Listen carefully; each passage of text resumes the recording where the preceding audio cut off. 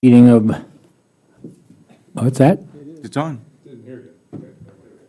You're on now. Okay, it was his fault. I punched the button.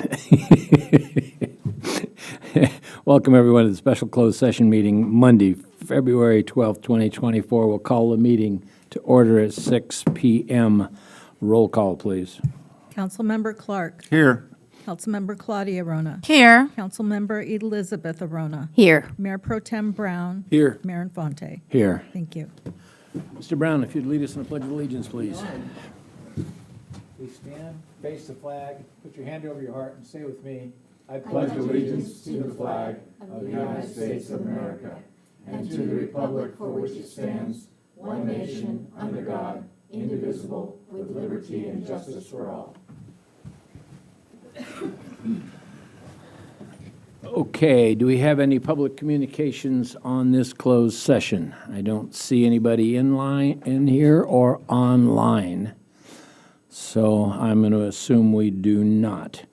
In that case, let's recess to close. You want to introduce it, please? Sorry. Yes, thank you, Mayor. I will just introduce the closed session item. The city holds this closed session pursuant to Government Code Section 54956.8 to discuss real property negotiations, including price and terms regarding 425 First Street, Solvang, California, APN 139192024, with its agency negotiator, the city manager, Randy Murphy. The party the city may negotiate with is Jameson Elias Holding Limited. Thank you. In that case, let's recess to closed session, please.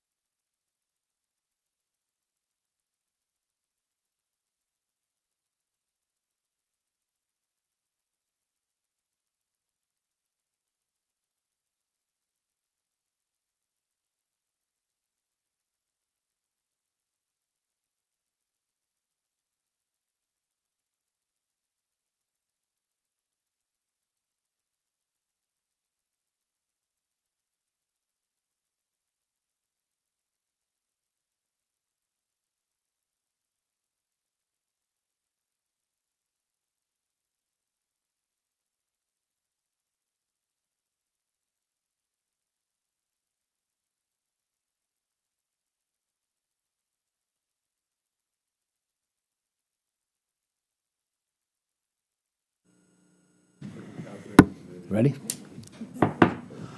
Ladies and gentlemen, coming back from closed session, council, can we please have a review of what just happened? Or whatever you want to give us. Yes, Mayor, there is, direction was given to staff, and there is no reportable action from the closed session. Thank you.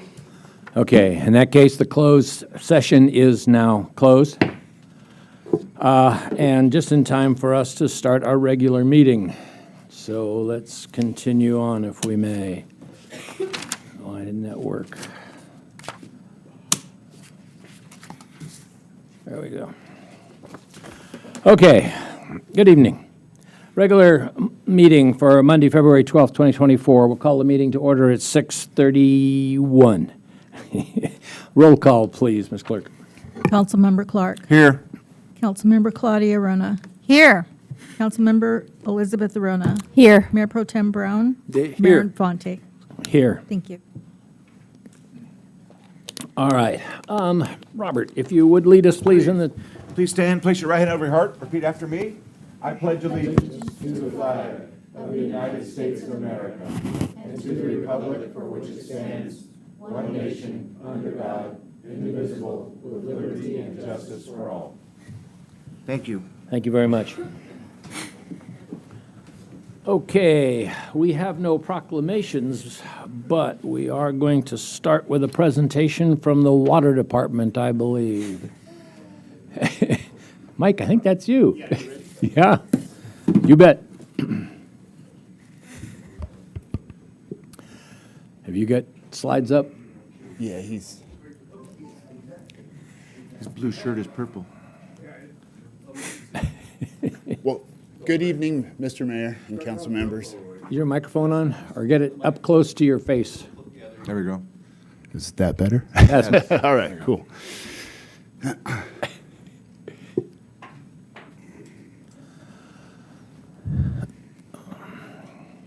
There we go. All righty. So I'm Mike Matthews. I'm your water supervisor working here at the city of Solvang.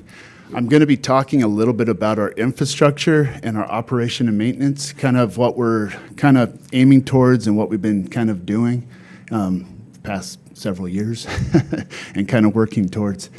Some of the stuff that we're going to be working on and are talking about is the city wells, our reservoirs, the mainline replacement program, what we've been doing, and the backflow program, a little bit on that and some information. Our leak repairs that we've been doing, the valve and hydrant replacement that we've been working on, and then the daily log I'll go into a little bit more detail when we get there. It's kind of our operations on what the guys put down, what they've done. So this is a picture of well 21 and well 22. Well 21 is one of our older wells. And what I'm showing there is our older meter that you see on the left over there. That's a propeller meter. And what we've gone to on all of our wells, and we still got one more to do, is we're going to a mag meter. It has no moving parts. And so with the new basin and what information we've been trying to provide, we're trying to get an accurate reading of what we're producing so we can give that information. It goes to the county and a few other people. And well 22 is one of our newer wells that was put in 2019. This one it's basically the same setup. The well 21 is at like around 410 feet in the ground.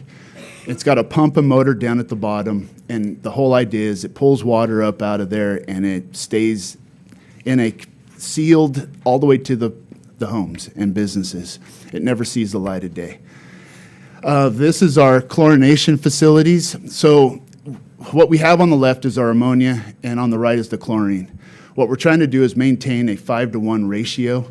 So what we're doing is we're blending the two together, and we're sending it into the well for wellhead treatment. So we don't have a treatment facility or a treatment plant. This is the treatment that we have to provide. And so we put a small amount into the water in case anything ever got into the water. This is a way of protecting it. This here is our tanks and reservoirs. So I only have the two up there. We have three, but the two that are still welded is Reservoir 2 and Reservoir 3. I'm showing you Reservoir 3 because That one has not been recoded and relined and put new, made pretty. This one here is still needs to be repaired and recoded. And Res 1 is the one on the left. That's our in-ground concrete tank.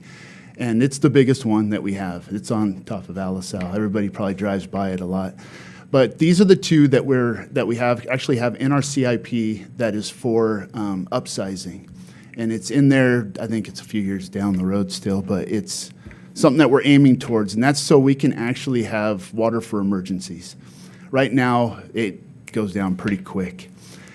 These are the two, we have hydro pumps up there on the left, and on the right is our Zone 2 pumps. The hydro pumps are going into a vessel that feeds the water up at the top of Alisal. Res 1 obviously is too low, and Res 2 is too low, so this is a way we can provide water to the people at top of Alisal. And the Zone 2 pumps, those are actually pumping water from Zone 1 to Zone 2.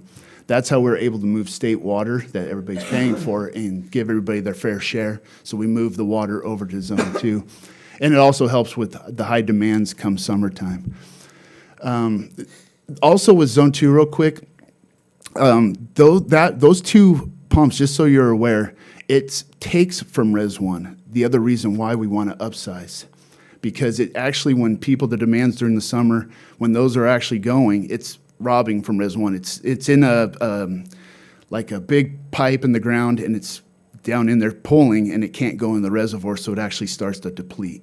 So having a bigger set of reservoir will give us longevity as far as for the high demands, which is obviously mornings and evenings when people are getting ready or at home.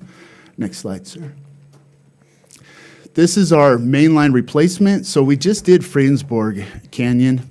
And the reason for that one, normally we would do the older sections first. We did this one because the pipe was actually going under the creek right there at Fredensborg between Viborg and Chalk Hill. And it was starting to get exposed. So my fear and my worry is that with the bridges that have come down over there, that concrete was starting to get close to that area where it was crossing. If it would break during a storm, how do I fix it? So we went ahead and made the adjustment to get that done before we had another big storm, which we obviously beat, which is good. And this is the first one of many that we're going to hopefully be doing down the line. We have one set up this year doing the engineering, which is Aarhus area, since it's having a lot of failures. And so we're going to be focused on that next. And this is our backflow program, the types of backflows. So we typically have more than just this. We have pressure vacuum breakers, testable devices. I'm not really showing those because we're trying to get away from those and focusing more on the double checks and the RPs. RP is reduced pressure, double check is the DC. So those are the ones that we have out there right now. I just took some pictures just kind of give everybody kind of a visual to what's out there, and what we're trying to do is trying to prevent any backflow issues from the homes and from the businesses. And this is just some information for you. For the public, basically, the EPA is one of them that we are regulated by. And the other one is the State Water Control Board. That's the other one that has information. But this one here I put up there, if you go to the next slide, this is where, if you want, there's some information that you can actually go to, some websites that will kind of give you some detailed information on the whole program. And we're not the only city. It's throughout California, United States, everybody's doing it now. So, and the regulations are changing. We just got a new regulation change. We have to have a plan in place other than just our program. So I'm going to be working with my lead operator who has gone through the course, and he's my lead backflow inspector. So he's assisting me in helping get this written up so we can get a plan together before 2025 of next year. So. And these are some of the leaks that we've had. And so I wanted to show a little bit of everything. So the one on the left is a copper line, and that's hence the reason why it's green. It's getting pinholes because the way they did things in the past, they didn't put it in sand. So the dirt and the rocks, when they do compaction, puts dents in it, and when the velocity of the water goes past inside, it actually will start wearing the pipe, and it gets pinholes. So we are actually changing those out to high-density polyethylene.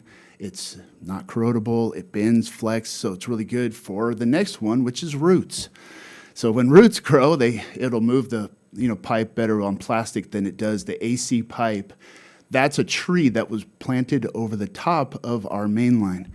And my recommendation to the public and to everybody, don't do that. That's bad. You're going to have lots of headaches and problems. And then to the right is a galvanized line. We don't have too many of the galvanized lines out there, but they are going to hopefully eventually get replaced as time goes on. That's what we're trying to do. So next slide, please. And this is our valve and hydrant replacement. So this is the program that we're doing every 2 years in the CIP. It's in there, I believe. And we're changing out, we have roughly about 40 to 50 broken valves out in the system, and we have about, I want to say 30 to 40 broken hydrants. And that's due to the fact of age.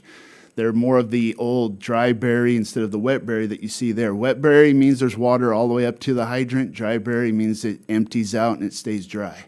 And that's for freezing conditions. We don't freeze long enough here to have those issues, so we're going to the wet berry hydrants. And yeah, the whole plan is hopefully with help from a contractor to do this, we can try to get caught up on a lot of these broken ones due to the fact that fire seasons, you've seen it, have been pretty horrific around everywhere. So we're trying to make sure we have everything working appropriately.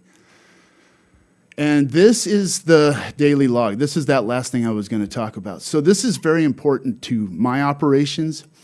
This gives the guys, my crew, well, actually everything they do, they go ahead and they log it. They put it in. And the coded stuff is the important things. Those are my monthlies. Those are the fire hydrant maintenance, which we go out and valve exercise. If you don't valve exercise, they don't turn eventually, and now you got a problem, a broken valve. So they go out and they actually valve exercise. They have, so the monthlies, I have the sample collections, all of our stuck meters, so on and so on. So the ones on the right, you'll see that list of items that I use. And I also use this for budgetary. And if you go to the next slide, you'll see this collects for the whole year. So that was a monthly, and every month it actually will give me a total. And the biggest ones that I look at is going to be the chemical fills. So chlorine and ammonia is crucial to our operations for the safety aspects. So if you look at that one, it says 4,050 gallons. Well, I know it costs about $2,000 to fill that tank that's right over here, by next to our shop. And if you do the calculations, you can figure out what to budget for. That's just a piece of the budget because there is more to it. We also have the items down below, which is our chlorine testing, ammonia testing, nitrate testing, which comes in packets. And those I use, so it helps me with budgetary. Long story short. And that should be it. Just simple. And those are the things that we're kind of focusing on. Comments from the council?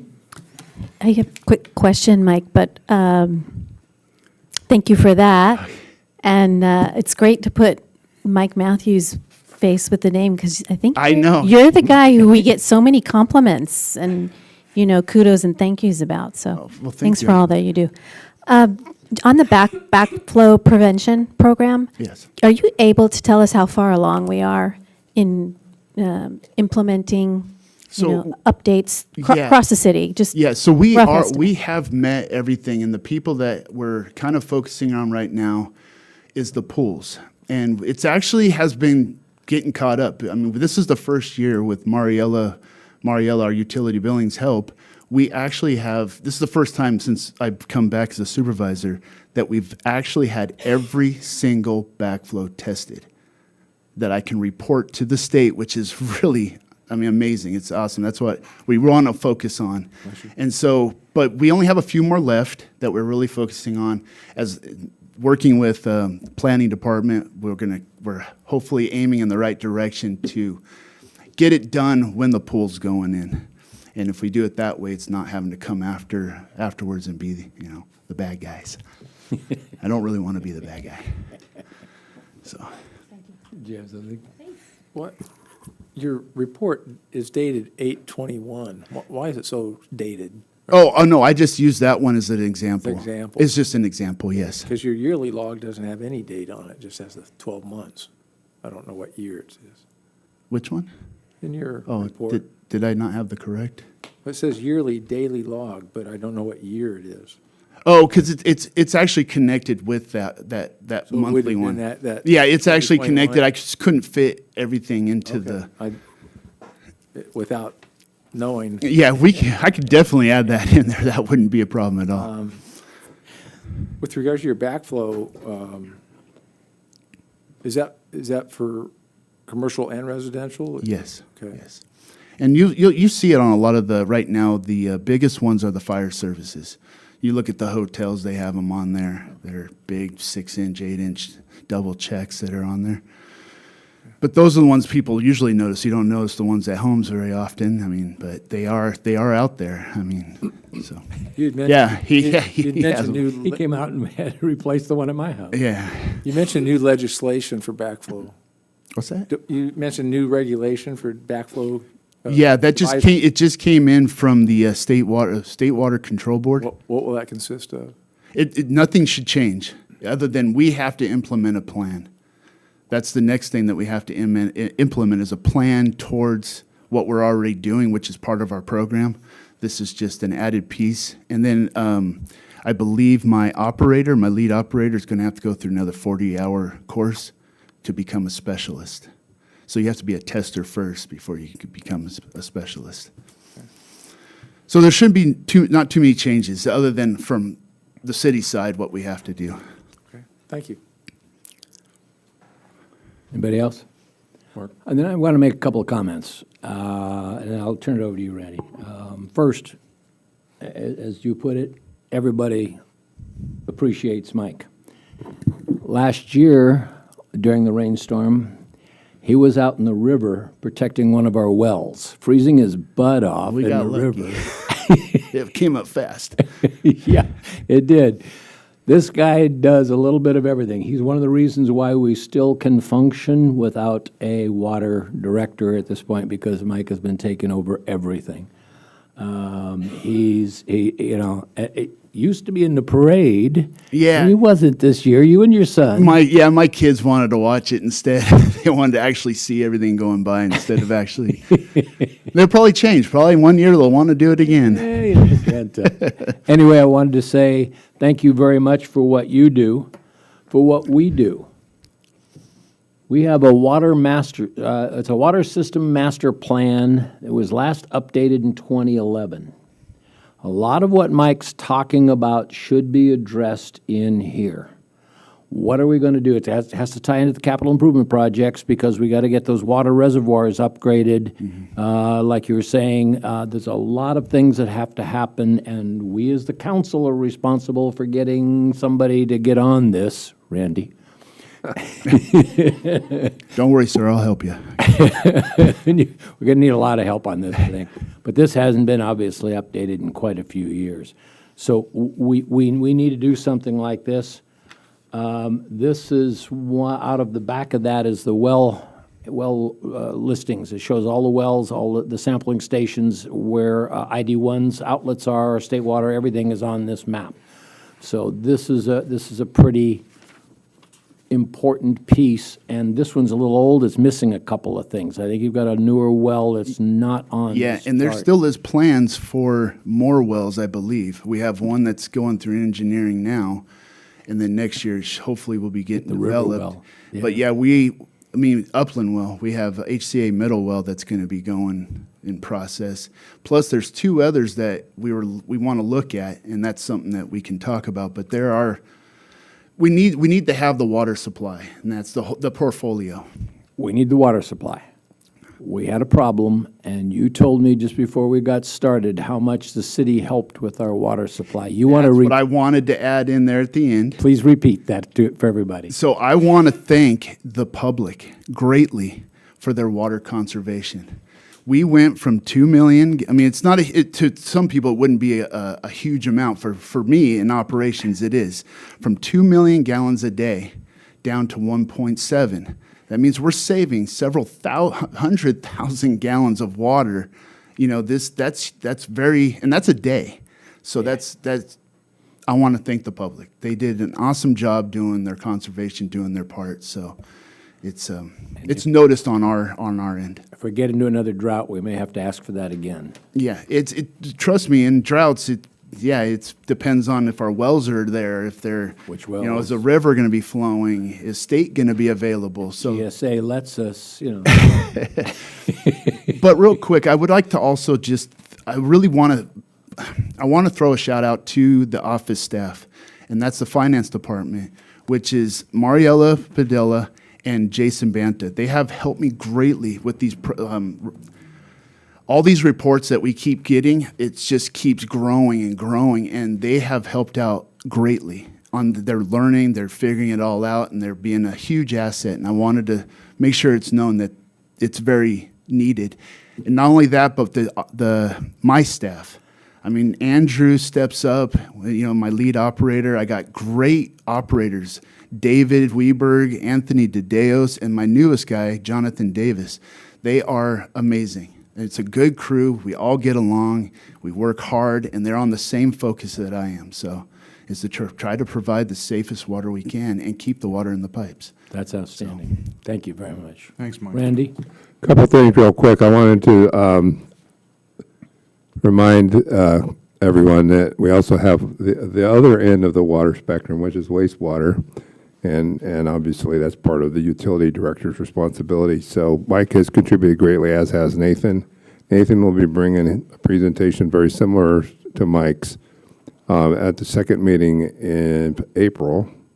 So you'll get a chance to see the other end of the flow, as it might be. Because I was trying to get the computer going here, I wasn't able or forgot to mention that. Obviously, I'm bringing the different departments involved for the council to understand what it is they do, a little more detail. Also, our community. So this is another one of those options. Going to have Nathan here next month. Pretty soon, after budgets put to rest, we'll have Wendy do hers. We're going to have Anna Marie do hers. And then we're going to start the cycle all over again. I might have the city attorney do a little presentation also. So we all, you know, the effort of all of us is what makes the city tick. And as Mike pointed out about his individual crew, the boots on the ground are what really makes it happen. So and we as the department heads can't do our jobs without their help. So yeah, because me and Mariella are also going to be reaching out to the high school doing the career day. So we're going to be sharing, and I'm not just sharing water, I'm going to be sharing every part of the city and the pieces, the engineering, the lab techs, everything. And hopefully we can try to pull some, you know, fresh minds and kids in. So, Well, we have to talk because I'm going to be bringing you our mayor for a day. yes, I Beginning love of April, sharing. a second grader who's going to get. Yeah, I'll bring it down a little simpler. But yeah, no, I'm excited. I like sharing this. My son is the same way. He loves when I talk about all this stuff. He wants to actually do it when he gets older. I'm Good kid. all right, let's do it. Outstanding. yeah. Thank you, Mike. Anything else? Okay, good thank you. job, Mike. Thanks. Thank you. Oh, by the way, he also came in on his day off to do this. Yeah. Take care, man. Thank you very much. All right, so right now, we've got, we're going to ask for public communications for non-agenda and consent items. Mr. Clerk, if you would present that to the audience, please, and hand me any slips we have for that. At this time, you may address the council on items not on the agenda and on consent. Time limit is 3 minutes. We will start with in-person comments first. Okay, first, Mr. C.J. Jackson. Mr. Mayor, council people, I'm going to try and cram as well as I can into 3 minutes. I'm here to give you a takeaways and report on the encampment issue that we had at the bottom of the river over by Alisal Road. On the 25th of January, a effort was made that to clear our property. We were cited. We were asked by CCWA to remove material on the property. This was largely part of encampments that had settled in under the bridge abutment, settled in on our property at the base there. After I came to several meetings, Mr. Fleischman made it clear that property owners do possess a right and, in fact, an obligation to keep the property clear. So on the 25th, I had a contractor available, and I'm going to tell you the day did not go anything like I expected it would. In fact, I didn't sleep a wink the night before because I had a picture of how it was going to go down. Why it didn't go down that way and why I'm here to report with a smile on my face is because it did not go down that way. I had assistance from the city manager. I had very capable assistance from the lieutenant of the sheriff's department, which led me to believe that I was going to need to use that avenue to deal with it. But I got a surprise in the middle of it. Now, I need to point out that a week before the 25th, the contracted Good Samaritan residents attempted, and with a staff, to come out and engage those encamped there on providing housing in the shelter in Lompoc. And they came with a full team, and they came and encouraged, and they did not get a single taker. So a week later, I had posted a notice that we would be removing material from that area. I met in person with several of the individuals there and informed them that this was going to go forward. And then I went to sleep that night, fully expecting an unfortunate experience, perhaps requiring law enforcement. But here's what changed. A new player. And I say a new player. I've been here 28 years. Why the heck I didn't think that this quote-unquote new player, you've probably heard of them, people helping people. The residents down in the creek bed got on their bike when they saw we meant it. When my team showed up with a dump truck, we told them we would hold on to their materials if they so desired for 24 hours, but everything was going to need to move. They got on their bike, they rode up to PHP. Now, I hadn't talked to PHP. As far as I know, nobody talked to PHP. Their emergency supervisor was there. They got into action. They called the county behavioral wellness. They came down with their team. And what I'm here to tell you is they were firm, but they were compassionate. And they, I hope I can go just a little bit longer. Please do. And they interfaced with those that were encamped there. They signed them all up for food stamps, for housing. The residents, Good Samaritan, had made provision for places for them to stay and sleep and get assessments and all of the mental health tools that were available. So there was no engagement between my staff. On top of that, however, they also, several of them, pitched in to remove from the creek bed what had built up there. And this is a takeaway that I pass on to you. A cohort experience of encampments is the buildup of, I don't know what to call it, but we hauled away 5 dump truck loads, equating to approximately 5 tons of material that had built up down there. 300 bags of clothes and trash, 1 whole dump truck of bicycle parts. And things that I have no grasp as to why they would haul furniture and appliances and a host of material down there. I think it is a cohort experience of being homeless or of the type of conditions down there. But with that team and with a compassionate response to each of the players there, I did not have to call Lieutenant Valencia. And we have now since re-fenced that area to preclude going underneath the abutment, which had become a kind of favorite place there, but was causing challenges and issues for the telemetry of the various utilities that were there, including the state water program, gas, your lines, and ours. At the same time, it was an area where it was somewhat transactional for substance abuse. And it was a bit of an eyesore for the residents of Rancho Alisal. So what I give kudos to, and why the heck I didn't think of it, was people helping people. They were professional, compassionate, organized. They were firm and direct that the situation that was underway was going to happen. And with their assistance, They made this event take place. Took us about 6 hours. As I told you, we had 5 dump truck loads. I also want to thank your code enforcement officer. We were cited, which was actually helpful. It gave us the support. I want to thank the attorney. He does not represent me, but he pointed me in the right direction, so I did get competent counsel to approach this. What you have to be cognizant of is there are probably likely to be more encampments starting, and they have to be addressed sooner than later. Otherwise, you will have this expansion, and it was an exponential expansion of material there that not everybody will have the opportunity or the capacity to remove. But this was quite an enterprise, and I was grateful we were able to do it. But I most come right back to is it was a compassionate response above all else. And it was organized and impressive. So thank you very much. Just wanted to give you that, and I will happily make myself available to anyone on the subject at a later date. Thank you. Thank you very much, CJ. I appreciate that and all of the things that were done. Al Cortese.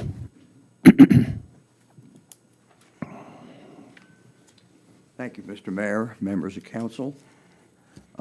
You may recall that at the last council meeting, I had registered my strong opposition to the monstrous 109-unit apartment development proposed for 5.48 acre Site C, now zoned for 2 units per acre.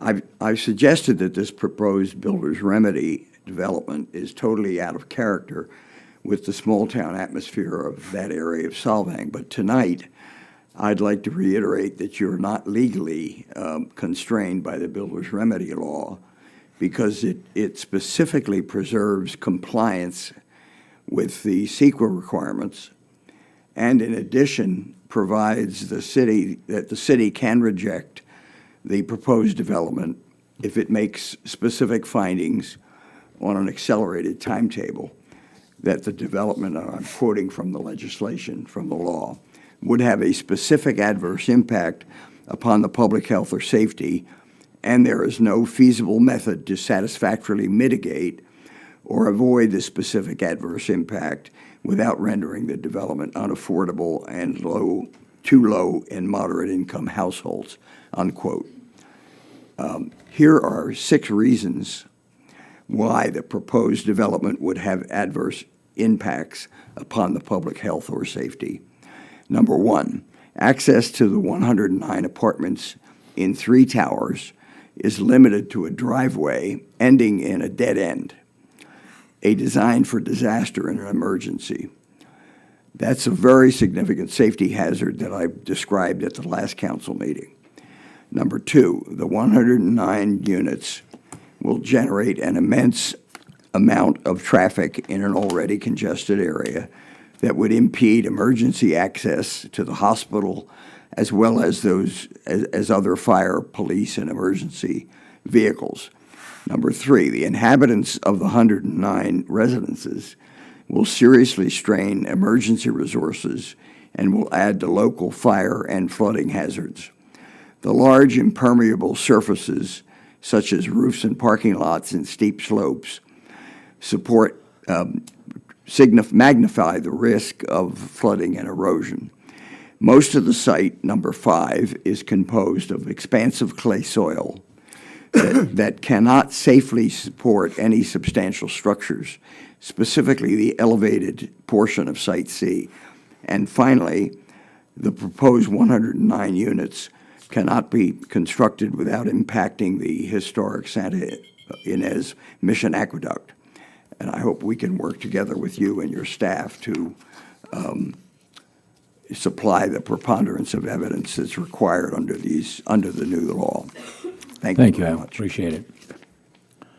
That's all the slips that we have. Do we have anybody else in the audience that wishes to speak?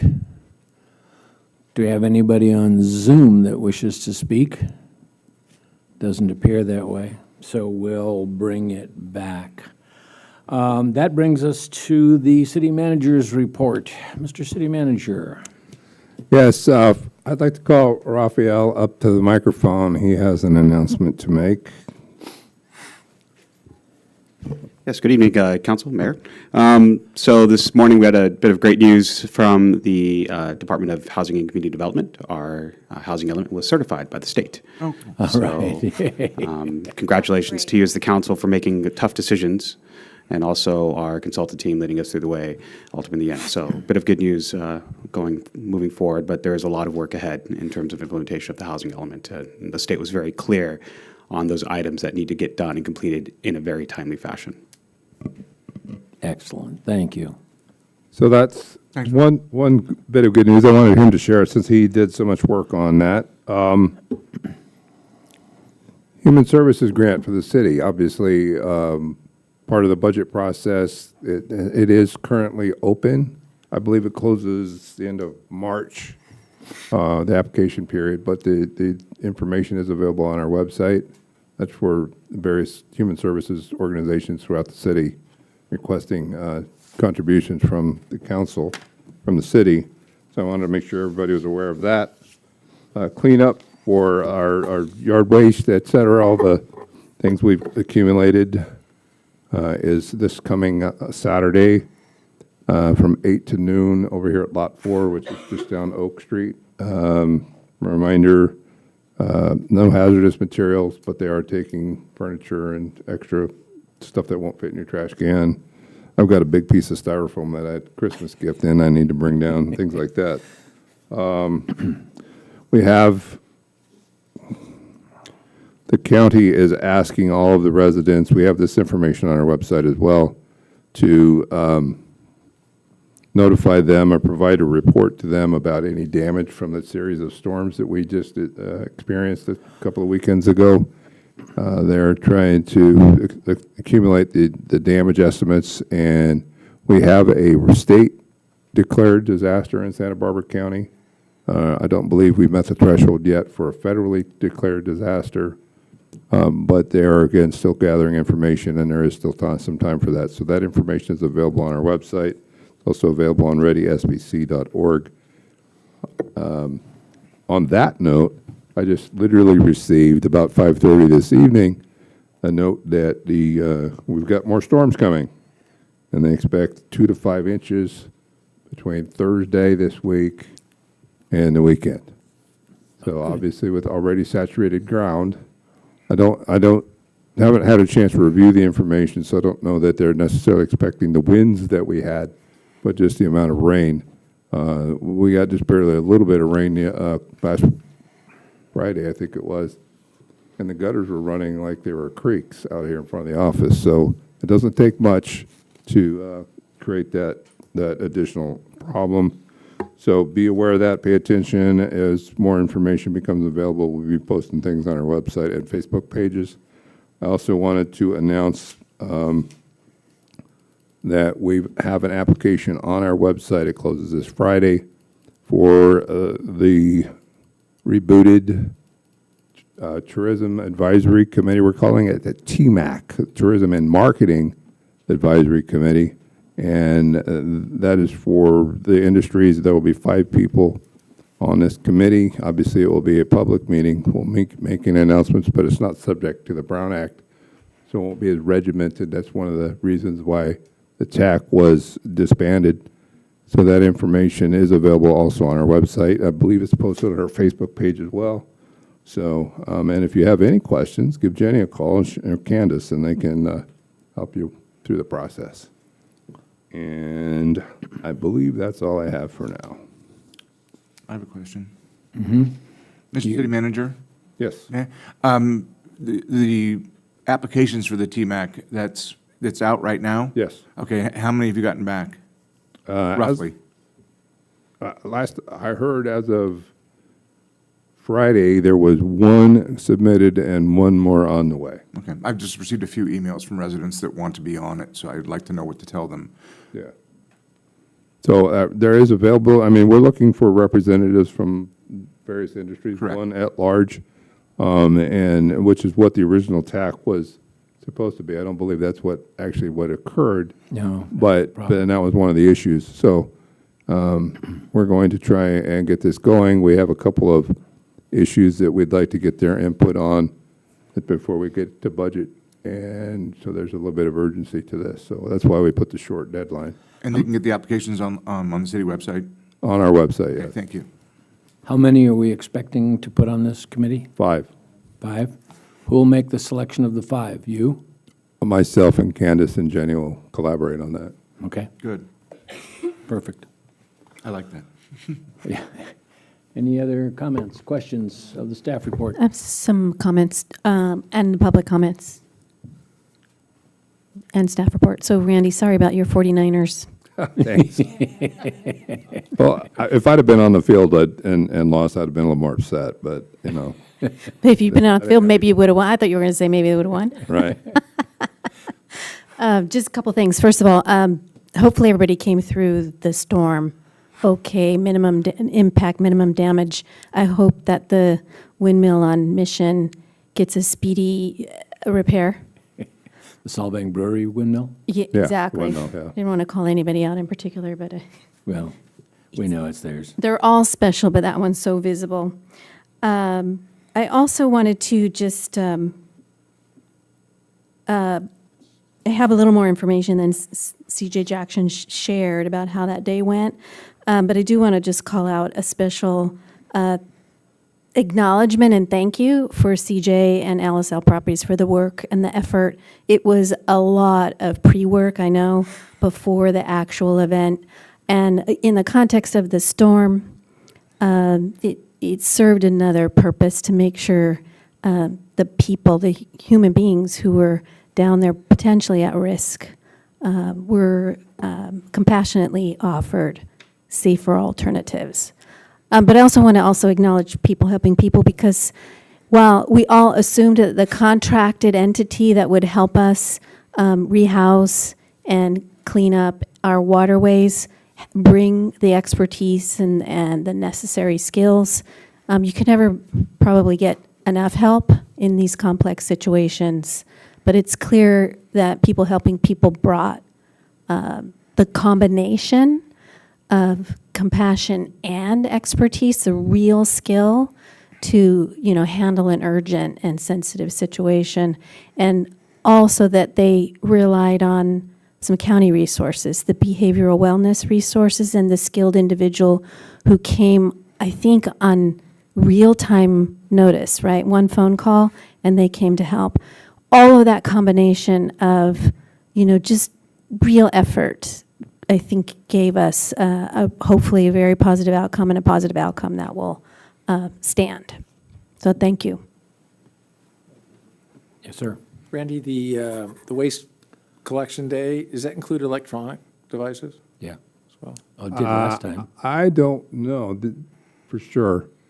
I don't believe they're collecting that. Again, that's technically hazardous, so I would think not. I know When it they'll was done, take them. when it was done previously, I dumped old stereos and stuff like Okay. that, so they did take I like don't old have the flyer in computers. front of me, so I don't know for sure. Yeah, We have the flyer on our website, and I believe it's also on our Facebook page. So consult that or call Waste Management, and they'll tell you for sure. I had one more thing to announce, by the way, I forgot. There's also an RFP for the park host at HCA that is on our website. We're getting interest. We don't, obviously, the deadline's not yet on. I couldn't tell you right now when the deadline is. 21st. So February 21st. So we're looking for somebody in exchange for rent for the site. It's a 3-bedroom. We're doing some repairs to it, so it'll be a nice place for somebody to live. And, How many applications have we received? not any yet. The deadline's not until. it's my understanding, though, that you're now looking for a contractor and not an individual. Well, it could be an individual. We're looking at, I know of an individual that wanted to, and they found out it was a contractor and wouldn't, no, contractor is not required, but you do have to have insurance and other things. okay. And you have to have a certain, experience. Well, this particular individual used to fixing work stuff? there part-time. Yeah. So he knows the park, he knows everything else. He just, but I don't know if he's got insurance. He's just a young guy. Yeah, it's certain insurance requirements and those kinds of things. And with we've not had, the site was in significant disrepair. Right. And unfortunately, so we're having to spend some money, so that's part of the reason why the insurance is required. I'll check with him. Okay. No more comments? That's it? Okay. At this point, then, council comments, requests, and our general comments, section 53, 232.3D. I'm getting to sound like a lawyer. She laughs. Any comments that anybody wants to make or report on anything they've done recently that was fun? Like city-related or Yeah, what? city-related. Yeah, exactly. Oh, no, no.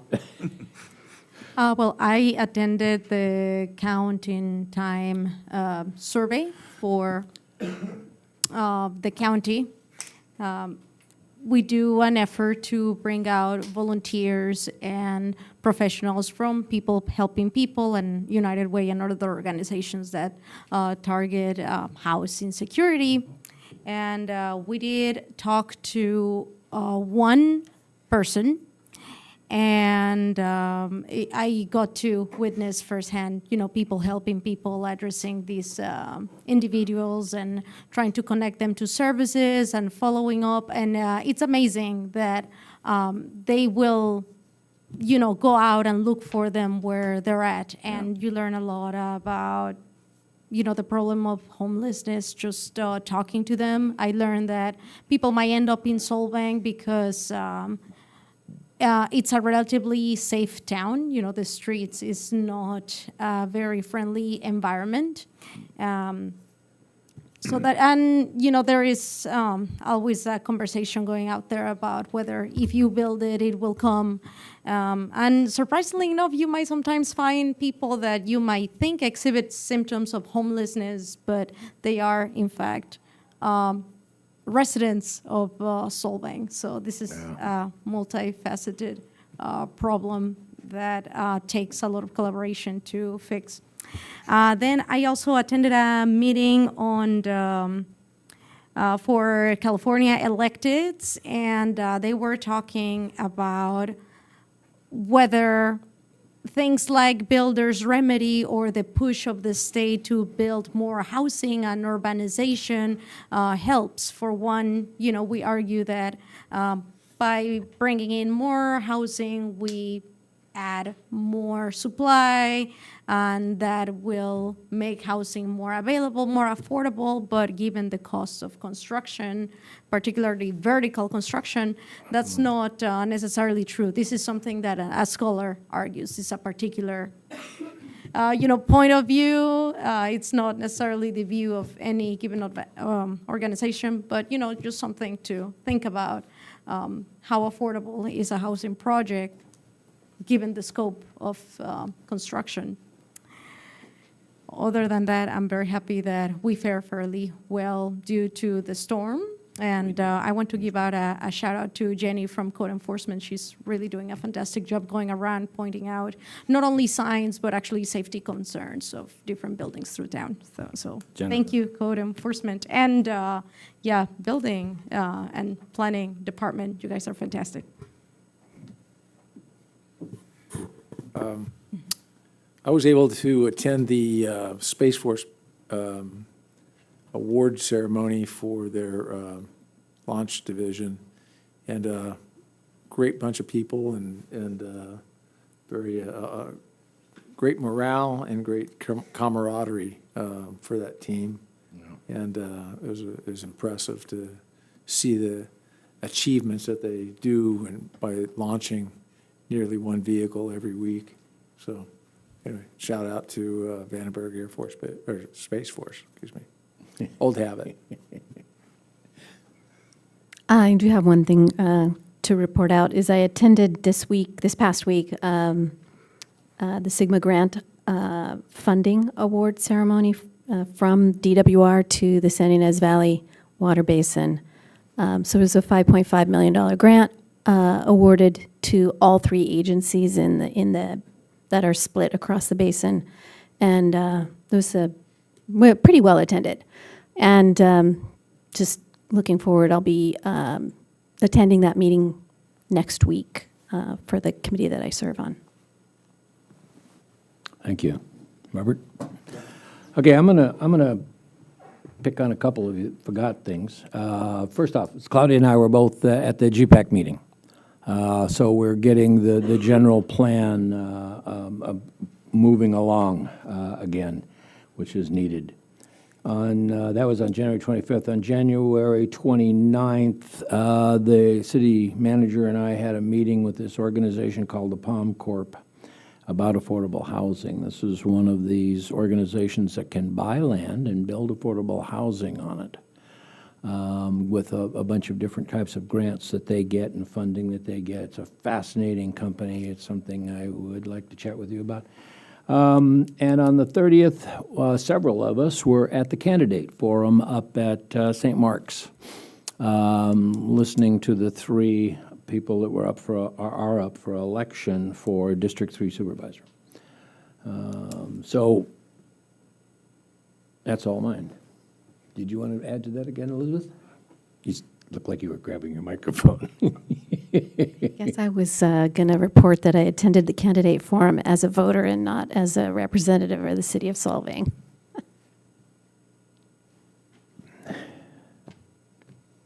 Okay, well, that's probably true, isn't it? Never mind. Thank you all. All right. Mayor, Yes, sir. I had one other thing I neglected to mention. The sheriff's department has, I think the camera, see that on which? Oh, the Narcan, yeah. Supply of Narcan. This is close-up of my face, that's pretty scary. Anyway, conversation with a few folks, our crews are out in the field. They could potentially be exposed to opioids. Some of that is deadly within a matter of minutes if they're being exposed. So I thought for safety reasons, it would be a good idea for us to have them. Also, potentially, we can encounter somebody that's experienced or unresponsive due to an overdose of an opioid. California's Good Samaritan law allows us to do things like this without fearing for negative consequences. But it is available to the general public as well. Actually, when I went to go pick these up at our sheriff's department here in town, our sheriff's substation, I guess, there's a poster on the wall, Project Opioid or something like that, and the sheriff is this county is making these available. Having personally known somebody that's succumbed to fentanyl exposure because of them trying to help a family member who overdosed, it's just a matter of time before somebody we know or somebody that we know that knows. I mean, those whole whatever. Anyway, the point is, it's not a bad idea to have these available. They are available for free at the sheriff's office. I want to make that public service announcement. Thank you. Terrific. Okay, that brings us to item 4, our consent items. So if you would introduce that to us, Ms. Clerk. Consent is for routine administrative city matters and is approved with one motion. These items are discussed only on request of council members. Members of the public were afforded an opportunity to speak during public communications portion of this agenda. Okay, city council members. Anybody have anything they want to pull off of the consent items? Besides 4D? Besides 4D, yeah. Keep the attorney. Anybody? In that case, may I have a motion to accept the consent items? I'll make that motion. I'll second, and can I just welcome and congratulate Chelsea O'Sullivan? Thank you for being here. Thank you very much. That's Happy to- still officially a second. Roll call vote, please. Councilmember Clark. Yes. Councilmember Claudia Arona. Yes. Councilmember Elizabeth Arona. Yes. Mayor Pro Tem Brown. Yes. Mayor Infante. Yes. Motion passes 5-0. Thank you very much. That brings us to item 6A. This is, would you introduce that to us, please, Council? Discussion. Secretary. Discussion and direction to staff regarding city priorities on State Route 246 Mission Drive. Staff report? So here we go again. Here we go again. This item is to discuss basically all things State Route 246 Mission Drive. We wanted to bring this to council to get to have a candid discussion on various facets of what's going on and different things, and to see if we can get some clarification on what some priorities are.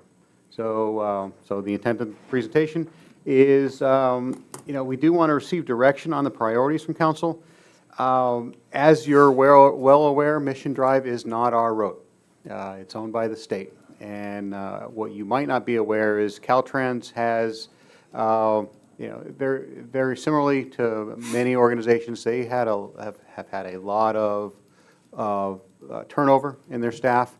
There's a few other folks that I've been working with for 15, 20 years in my experience, but then there's a lot of brand new staff. And they are also working, the local District 5, which is our district, is located in San Luis Obispo, and they're still operating on a partial from home type work schedule. So as far as getting meetings together, it's taking a bit of coordination. So I did reach out to them. However, what I'm trying to do is set up some meetings to go over all things Solvang and where we want to, certain things we want to prioritize. So again, that's why I'm coming to you. This is kind of the first step of the process. Because my experience has been with them, if you want to get them on your team, you approach them early when you're even in concept format. Yeah, if you show up with a study in hand, they're going to, even if it's done by the most perfect professional ever, if they weren't involved with the scoping of it, it's going to be rejected out of hand, and you're going to have to go back and revisit it. So what we want to do is we want to have some initial discussions with them. This is the very first step.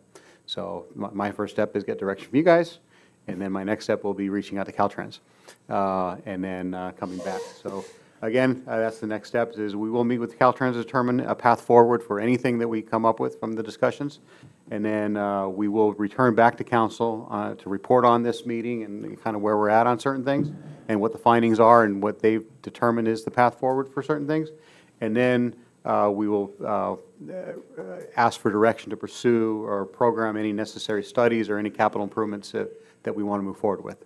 So again, this is the very first step, is what's important to you guys, so that we can approach the state and say, this is what's important to our council, and this is what we want to pursue and take a look at, particularly if we're going to start having to employ city resources for it.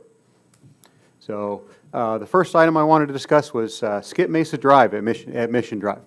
So just going to start on the very west end and start, work our way through.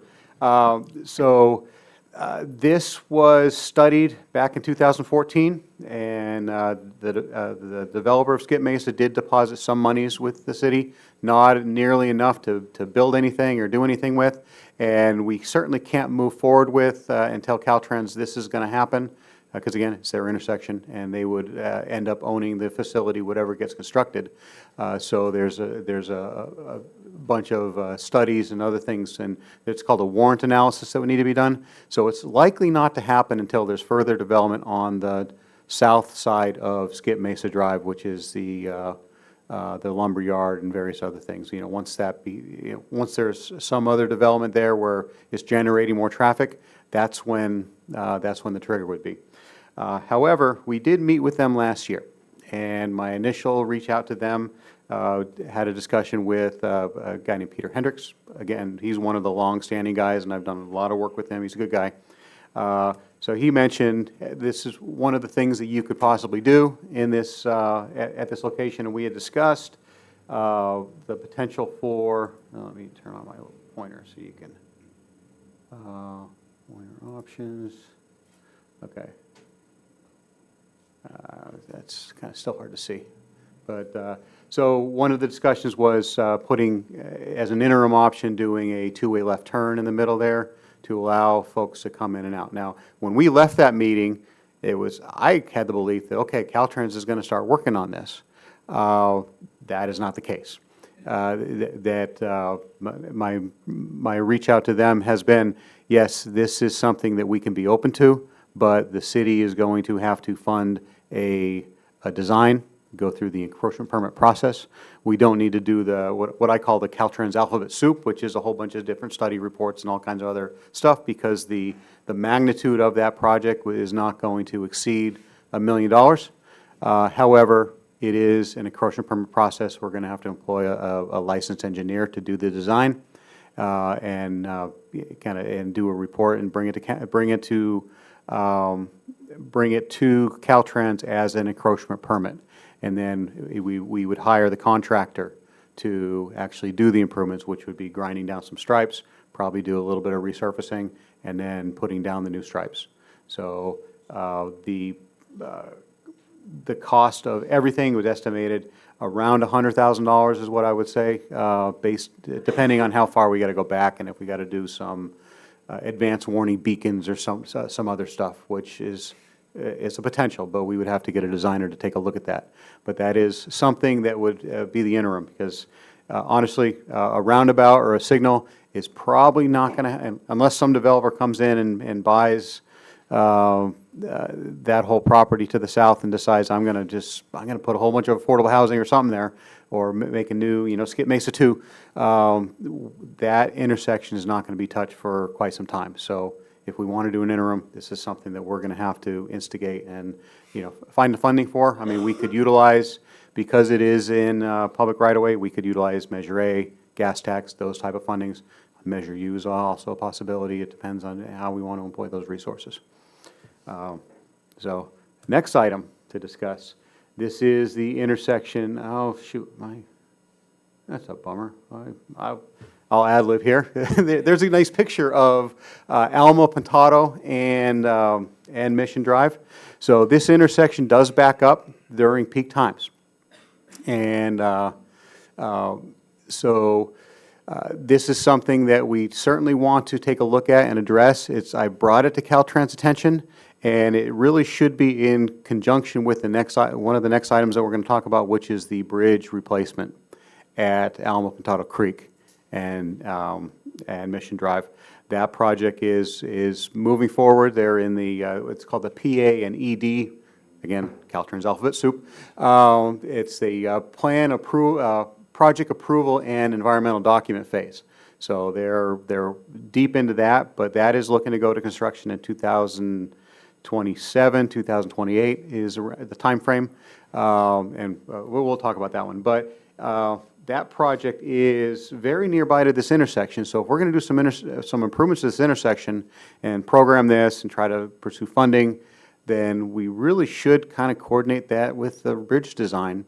I'll show you a better picture of it coming up. Okay, yeah, here's our better picture of this.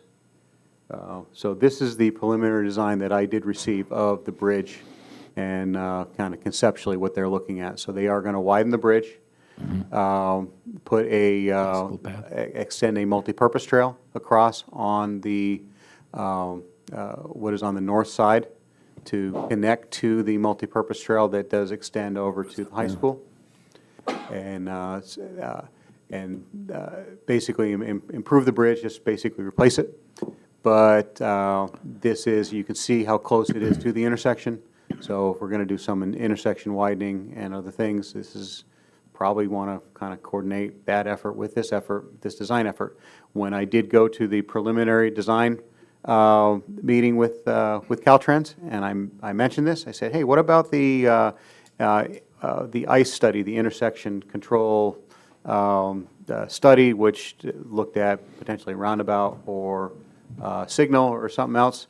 I got some blank stares, because again, some of the folks are new to, or they're just recently getting involved with this. So the new project manager was just taking on the project and looking into it. So as far as I know, he has not been, he's now looking into this and seeing what other intersections might be. But if we're going to get this, I think we need to take a little more active role in driving the train on this one.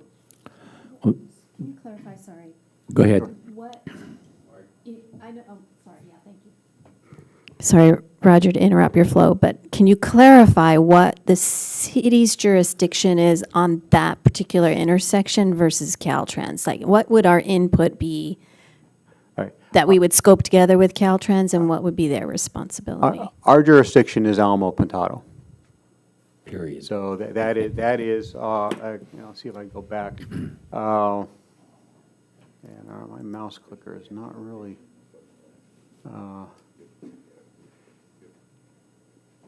there we go. There's the laser point. Here we go. Okay, so now you can see the red dot. So our right-of-way ends about here. So the intersection control, which is a signalized intersection at this point, Caltrans operates that. As I understand it, our agreement with Caltrans, which is typical, is we pay the electricity, they own and operate the signal. However, anything else, here's the intersection at, here's our lovely Site C, and here's the intersection at Alamo Pintado and Old Mission. Very close to this intersection here.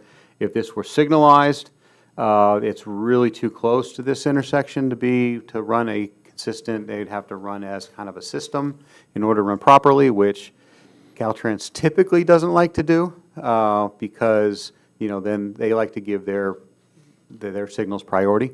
But, that's one of the things we can approach them about and talk to them about if this is indeed one of our priorities that we want to do. There's also some options if we look, some other options out there. But this is one of the intersections that is going to need to be studied as we receive any sort of development review. We've already kind of mentioned it with the previous proposal that was brought in. One of our initial comments were, hey, you need to redo the intersection control analysis that was done previously on Mission Drive and Alamo Pintado. Take a look at that, refresh it. We need to see what's going on there. And we haven't seen anything, but that is one of the items that we're going to be taking a good hard look at, because how does this impact now? As far as ultimately all of the improvements that would happen there, it wouldn't be on the developer 100%, but they would probably be, as they develop, they might put some of it in, and then the city uses some fee money or other things to supplement, or we'd have to figure out something. But Last question, Roger. yes. How much influence would Solvang have if, say, we wanted to improve pedestrian and strengthen the safety of the pedestrian crossing on that intersection? We could have, Caltrans is all about safety. That's what I was going to get into, is if we want them to listen, we mentioned safety, and they will listen to us. And as far as improving the pedestrian path, this is one of the items that we're going to really take a good hard look at, because as I come forward probably in the next couple of months with our active transportation plan and some of the other items, we're looking for connectivity. So again, the bridge will be widened to get across Alamo Pintado Creek, but then from this intersection, how do we connect this intersection to the other pedestrian facilities that are, to River Trail, other trails, other networks? How do we get pedestrians up to our downtown if someone wants to ride a bike in a, the very active bike rider who is comfortable with riding in traffic? They don't care. They'll ride in traffic. But how do we make it comfortable for someone who is an intermediate rider to ride from through Solvang and basically get to school? How do we get them across this intersection? So that is one of the things that we certainly want to approach Caltrans with, and they will listen if we. But we got to come up with, we got to be solution oriented and ask them, hey, we're looking for some options here, and they can certainly speak to that. So this next item, as I mentioned, is the Alamo Pintado Bridge. So again, this is some of the preliminary design. Now this project, the overall project. Projections, they were looking at about $33 million. This is funded through the federal SHOP program. We do have a stake in this. It was an agreement from a while back. Some of our Measure A monies that are our one-time Measure A monies we still have $3 million sitting in the bank. We are dedicating $600,000 of those of that money to this project. SB CAG was also matching that 600,000 through Measure A cost savings from some other projects that have happened that were that came in under budget. So they are also putting forward that. So that's local participation, and then the rest of it is funded through their SHOP program. But again, this is scheduled for probably major construction in 2028, and that's going to be, it's certainly going to impact our city as that construction happens, because it is a full bridge replacement project. Yeah, it's going to be terrible. So the next item I would like to talk about, yes, sir. Are they going to change the elevation of the bridge? Do you know? Not greatly. That's not what they're looking at. They're widening it, but they're not looking at changing elevation, because once you start changing elevation, then that impacts the intersection and various other, and then it just becomes very problematic. So I had, in some of my initial discussions, I asked them, can we get a crossing not at the intersection, but under the bridge? And they did look at that, and hydraulically, it's just not penciling out. Particularly, you know, when that thing floods, the bridge isn't tall enough, so you wouldn't be able to, you know, cross when there's any real water flowing through the bridge. So, so no, that's not currently what they're looking at. So, traffic flow through the downtown. I think that's one of the key issues, because this does affect all of our. Yeah, basically the entire system. Mission Drive is the heaviest traveled route through Solvang, and it is a direct connection from 101 to 246. You know, you got the Chumash Casino, you got City Buellton. As it's been described in past meetings, we're kind of a funnel, or you know, an hourglass here, and so it does impact us, and it's caused people to, you know, find other routes around Solvang downtown in order to, which impacts other local neighborhoods and other things. So how do we do that? It's, you know, how do we crack this nut and try to find get traffic flowing? You know, we don't want it to flow at 45 miles an hour through town, but you know, if we can get it flowing at 15 miles an hour, yeah, particularly during the busier times, maybe that'll work. You know, how do we keep traffic flowing? So. One of the things that we want to consider and approach Caltrans with, and again, the way to do this is from a pedestrian safety standpoint, but also it is a traffic operations. But when I broached the subject with Caltrans previously, it's hey, let's reduce our crossings and let's limit some pedestrians. Oh, we don't want to prohibit pedestrians from crossing. We're not trying to prohibit. We're trying to control. And if we do it if we can study this from a pedestrian safety standpoint, I think we'll get a little more traction with Caltrans.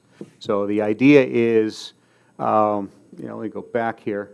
So we got 3 signalized intersections through the downtown, starting, we got Alisal, we got Atterdag, and we got 5th Street.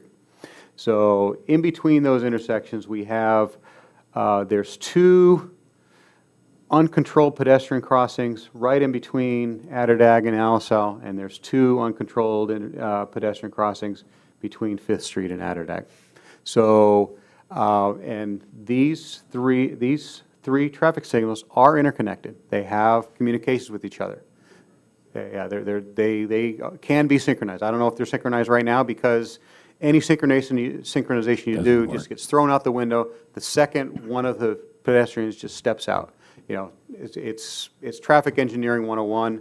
You know, you want to queue up a bunch of cars and get them rolling through, and then as they approach the next signal, you turn that green and keep them rolling, and as they approach the next signal, you turn that green and keep them rolling. Well, that's all well and good. You get that timing going, and the signals are talking, but then as soon as one person steps out, well, now you've stopped that queue of vehicles, and now this signal has no way of knowing about that. So the whole idea is perhaps, and again, is eliminating one of these pedestrian crossings and installing a push-button traffic pedestrian signal, which is what we have right now at the park is a rapid flashing beacon. All that is a notification telling people, hey, there might be someone crossing here, and people slow down, but it's not controlled. It doesn't stop traffic. Traffic can continue on. So that really has it's better utilized in if you're coming in from the outskirts of town and someone might be crossing and fast-moving traffic's coming into town, letting people know, hey, there might be someone crossing, then they can start to slow down and pay attention. But in this case, traffic's already slow. It's already kind of creeping through. But, we put the rapid flashing beacon, I'm not sure when it was put in. It's been here since I've been here. But replacing that with a traffic signal, with a pedestrian signal, which is push button, you're told to wait. And, then the other traffic signals can queue up the vehicles and everything else. Now it's time to go. Okay, now you can go. You get the walk sign and you can cross just like any traffic, just like any pedestrian crossing at a signalized intersection. And then once you get across, then then you have the red hand again, and then it's green for cars. It goes through. Now that's so it would likely be eliminating one, allowing another, but of course this needs to be studied. We need to bring it to Caltrans, but we need to broach the subject with them to allow them to scope the study and get some recommendations from them before it will be received. The other location is between Atterdag and 5th Street is at 4th Place. We got 4th Place to the south and 4th Place to the north. So one of these intersections, potentially this one would be another signalized pedestrian crossing. And that way someone wants to cross, they press a button, basically the same deal. But that would allow full synchronization of now the 5 signals. Now this is not on Caltrans' radar. This would likely have to be primarily funded by the city if we do want to do this. The study certainly would before we approach Caltrans, but this is a potential solution to try to get traffic flowing a little bit better with the controls that are with the intersection controls that are in place right now. The estimated budget is for each one is we're probably looking at about $500,000 for each one, to be honest with you. Signals are expensive, and it's just gone up. Particularly Caltrans signal, you got to have you got to have the steel poles come out of Nebraska, and they're specially certified and stamped and everything else, and it's kind of a big deal. So these things do get pretty expensive, but again, this would be and it would end up being something that is owned and operated by Caltrans, so it would have to be per their design standards. Everything's built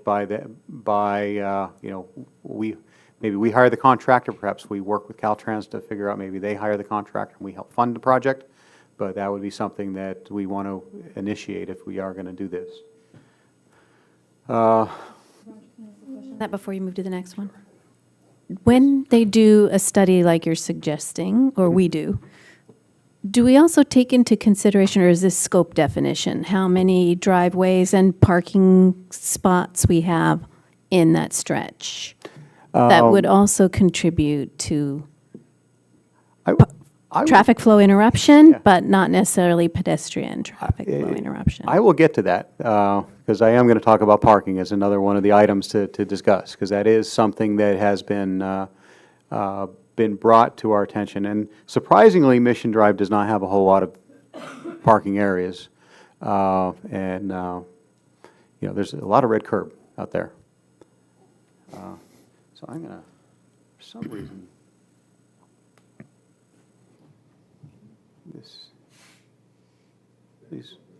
please bear with me here. So I think this. Slight technical problem. Yeah, I think the text just Well, that's flowing well. There it is. Okay. Do the same thing here, but somehow my text turned white. Okay, here we go. So now I'll get back into the slideshow here. From current slide. Okay, so now I got the bullet points, so our talking points here. So this is 5th Street and Mission Drive, which is another one of our downtown core. And this congestion here is actually what kind of instigated this, this discussion is we do have a heavy southbound right turn movement on the westbound Mission Drive on the green phase. That is what I've looked at. And it does back up the northbound left turn phase because, you know, if you're making a left turn, you basically just have the green ball. You don't have a green arrow. So it's really needing a left turn phase is the proper solution. But how do we do that? Again, this is something that we would have to approach Caltrans with. This is the control of our roadway, which is Fifth. So it's not Caltrans. Caltrans, their primary concern is Mission Drive, making sure traffic flows on Mission Drive. So if something were to happen here, we would probably have to incur some design costs and some of the construction costs. I did look at each one of these intersections, and the traffic signals that, you know, in order to do a proper signalization and do a left turn phasing, they have a signal head. It's called a doghouse, you know, where you actually have the left turn and you have the ball.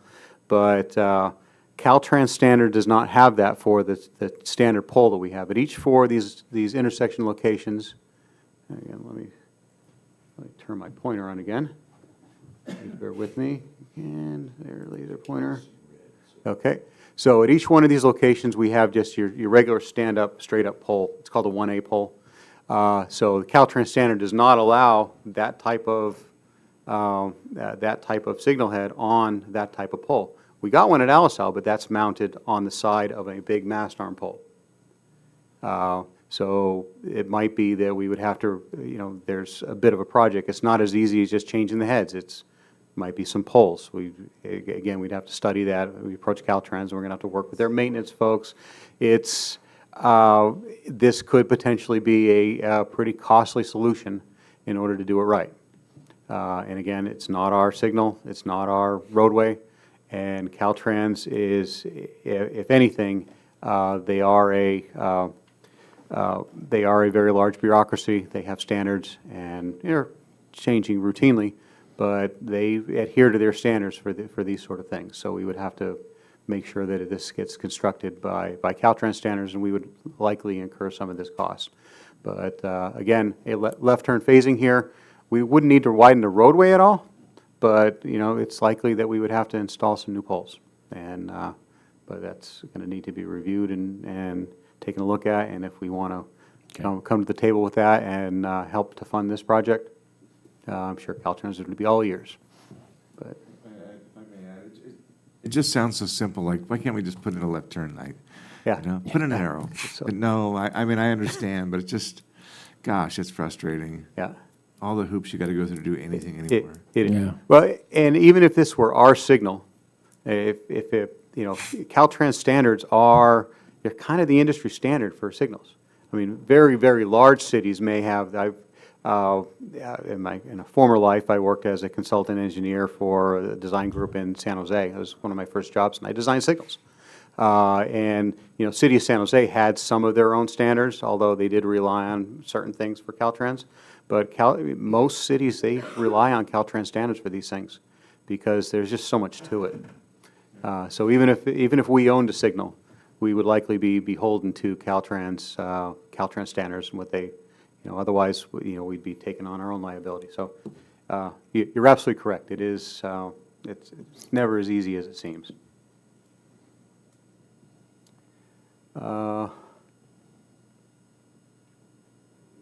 This is, Looks like Alisal and Mission.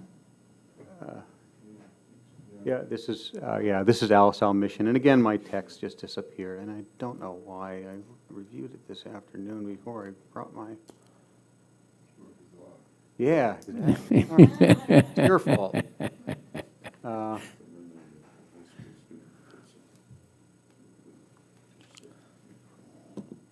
You know, this intersection functions relatively well for the most part. It's pretty narrow through there. If we can get the slide back up. Here we go. So It has a long westbound left turn queue, protected left phase for LSL may be warranted, but that's something we can approach Caltrans with. But it's, I don't see a whole lot of backup. And maybe during peak times, it might back up, and that's something we can certainly study. But generally, this does function pretty well. I did look at, I was out there with my measuring wheel today, just looking at the width of the roadway to see if we can add some parking in and around this area, and it's just not wide enough. There are a couple areas that we might be able to look at, maybe parking on one side or the other, but again, this is not one of our primary concerns. The one thing I would bring up on this is there's 2 lanes on the southbound going into the intersection. One's a right turn, right or straight, and the other one is a left turn lane. That's correct. They need to be re-identified or identified more dramatically. I've already almost been hit twice when I'm going straight, coming here, for instance, and the person in the left turn lane thinks they can go straight. Okay. That is something that we can. I honk and yell and scream a lot. Yeah. And,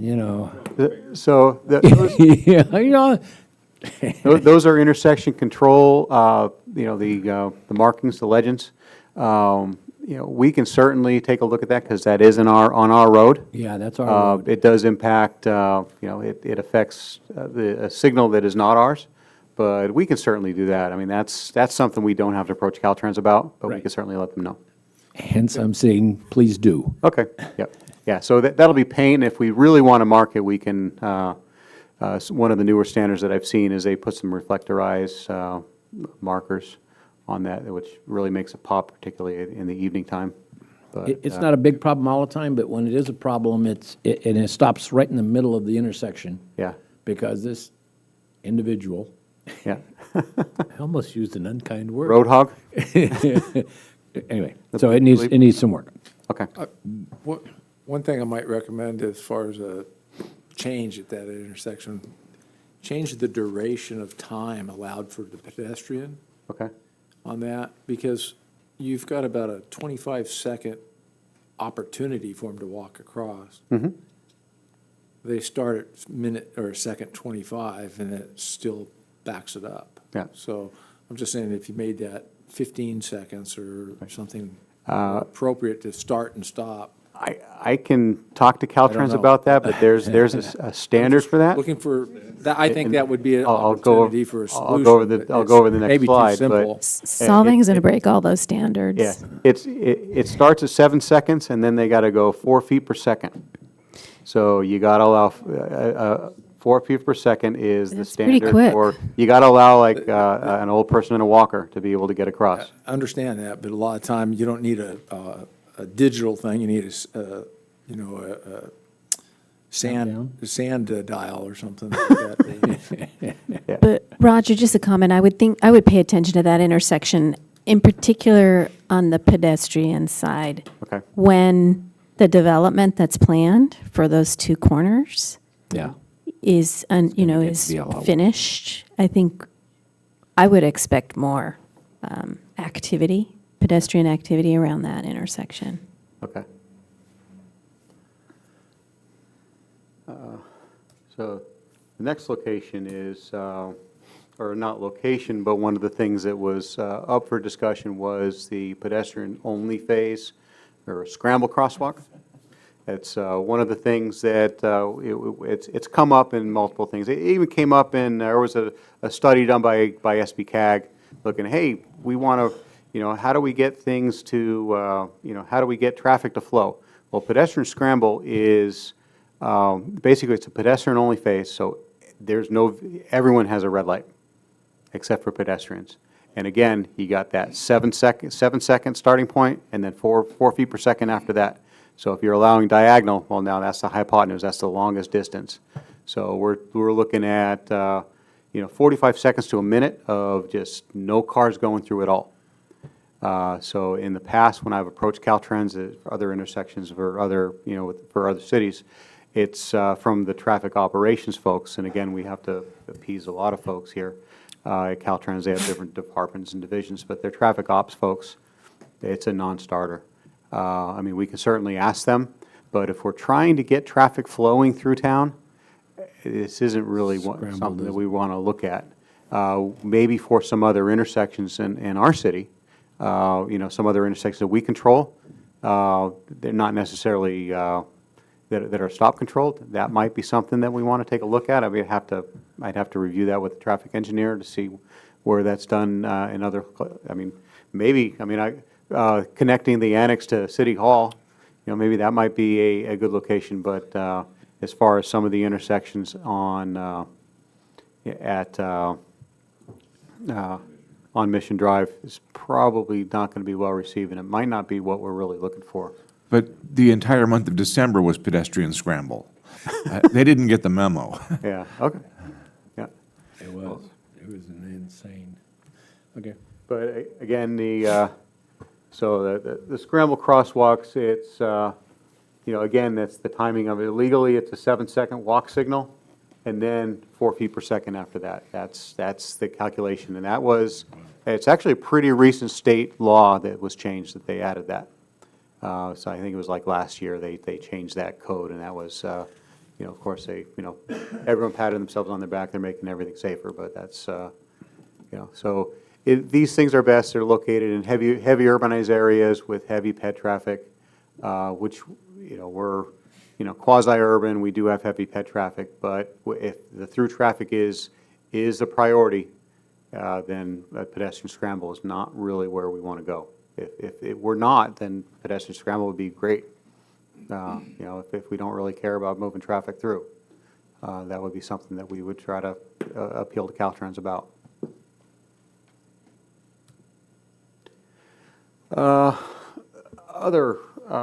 Some other improvements and parking. So we do have some angled parking out along this route, and that angled parking happens to be on private property.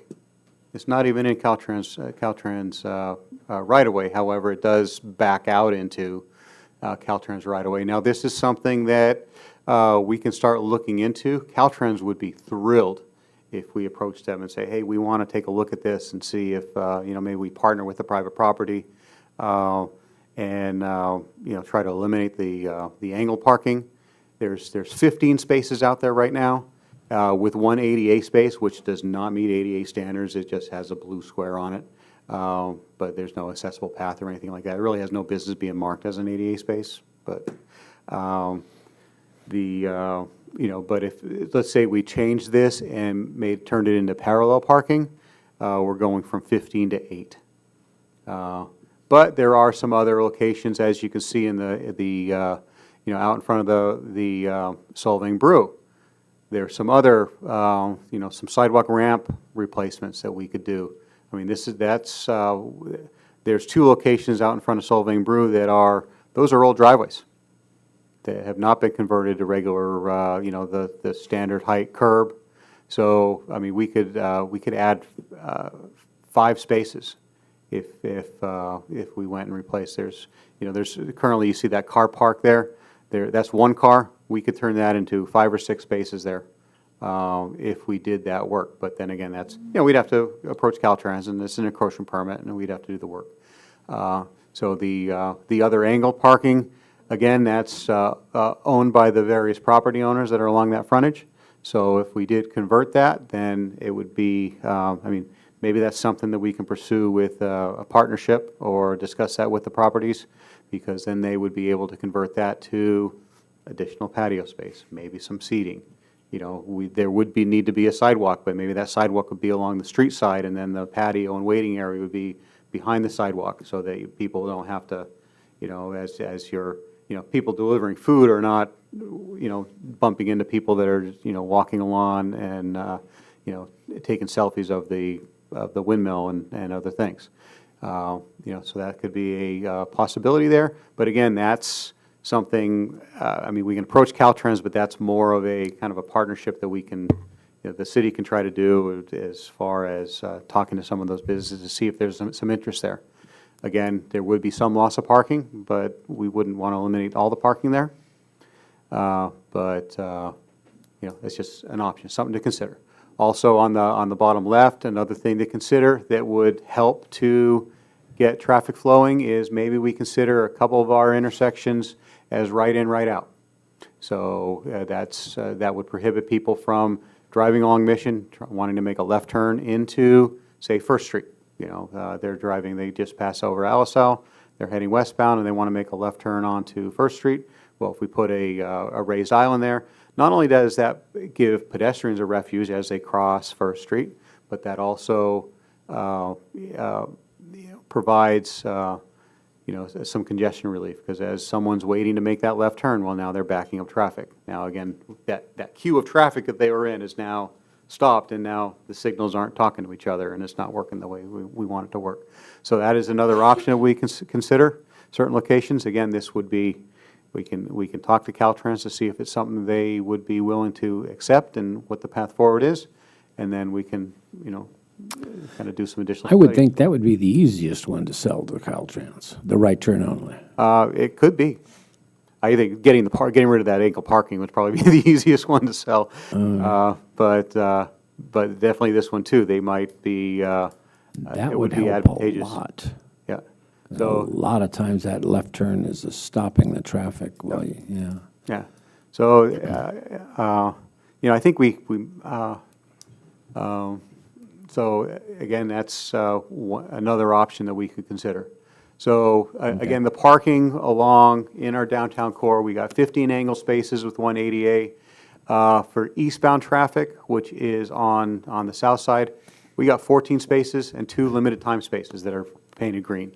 How that was established, I don't know, but they are painted green, and so it's throughout our entire downtown, it's only 14 spaces.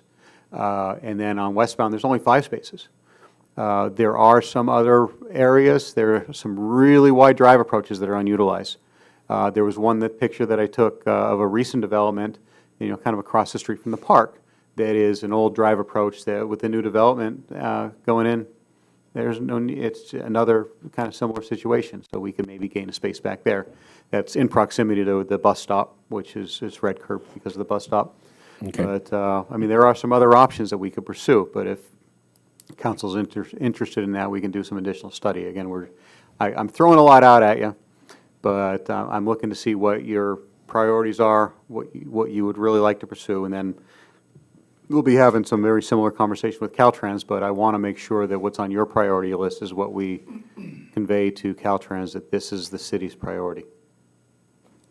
So with that, I'm open for any comments, direction, or anything else. I had a question for you, Roger, regarding Alamo Pintado.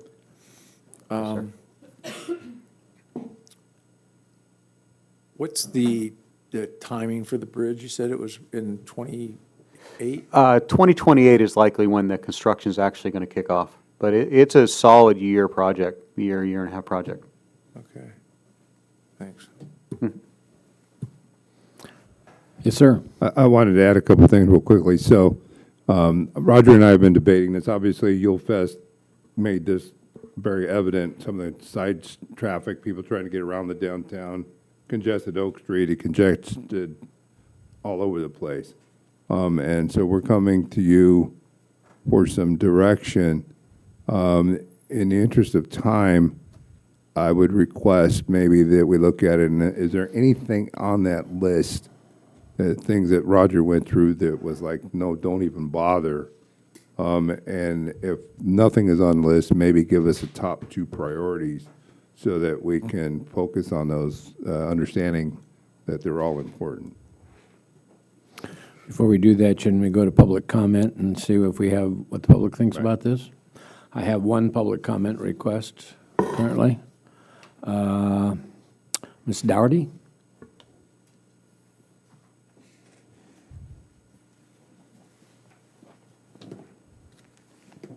Hi. So Claudia Arona said earlier in relation to something else, but if you build it, it will come. And though it's debatable whether or not that applies to lots of other things, it is definitely true about traffic, and it's definitely true about pedestrians. There's this thing called the Downs-Thompson paradox that has been proven in multiple Ivy League studies. And basically the crux of it is that if you create infrastructure that makes it more pleasant for drivers, or, for example, widening a road, there will be more drivers and the same congestion will build up again and again. And that will continue to happen until it is easier and quicker to walk, bike, or use public transportation. So if you try to make it faster, it will just bring more drivers. There's so much data to back that up. And also, I don't think that the traffic on Mission Drive should go any faster, because we're in a rural area and we have a lot of really big trucks, and SUVs are so popular, they keep getting more and more popular, and more pedestrians keep dying at a higher rate than drivers or bikers, because cars are getting taller, they're getting bigger, and they're hitting people in the rib cage instead of in the legs, which knocks them over. And if traffic were to go faster, it would be much more likely that there would be an issue like that. And as far as removing crosswalks goes, we know that pedestrians kind of just ignore the crosswalks anyway. And if there's not a crosswalk right there, they're just going to cross anyway. So if you remove them, you're more likely to have more jaywalkers, and again, it's just going to be more dangerous. Earlier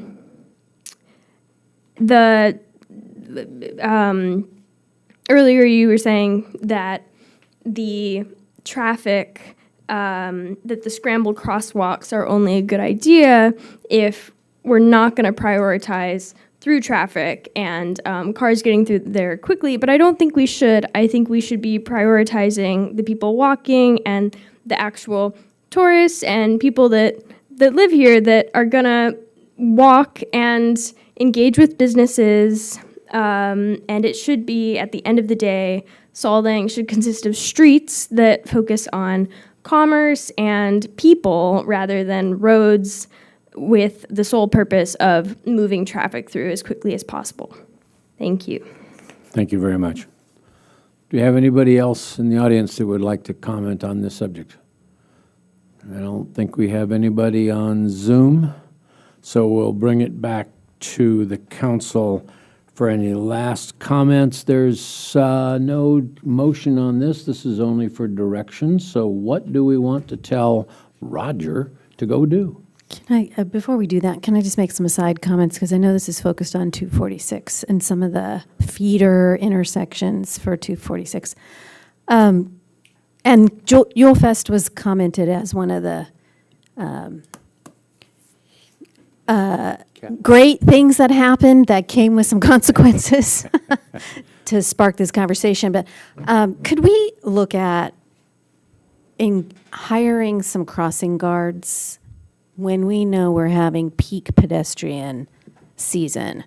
Everybody's acknowledged that Yule Fest in particular, or just the high visitation, just means, we literally have walkers that are going at whatever pace they choose. I was stopped at a crosswalk and 5 different members of the same family crossed in front of me, spread out.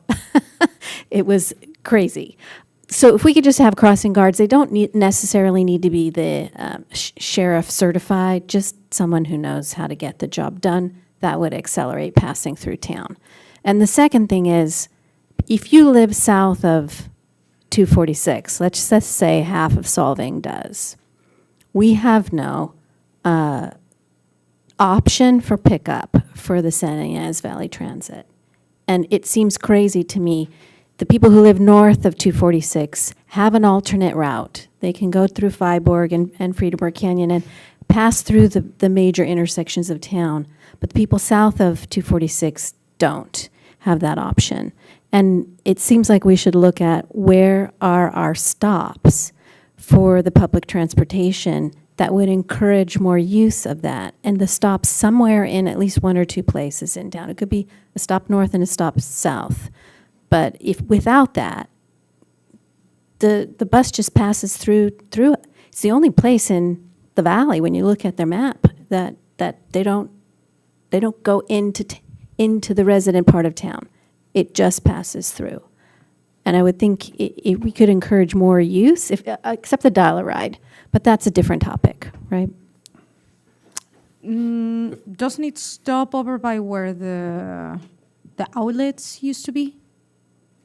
According to the map, it doesn't. Doesn't, there used to be a stop there. Yeah, that is something we do have control over.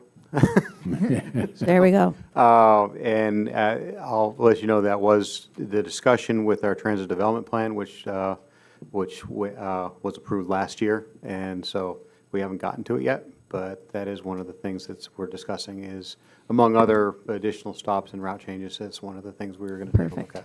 Good. Mr. Murphy wanted to make a comment about Yeah, that. just comment on Council Arona's comment about the crossing guards. That is definitely something that came out of the Yule Fest, postmortem, I guess you could call it, review. However, you do have to have trained costumes. They don't need to be sheriff, but they do have to be trained. Otherwise, you're accepting a whole lot of liability. So that is something on our radar, and another reason for trying to accelerate the TMAC process, because we do need to do something.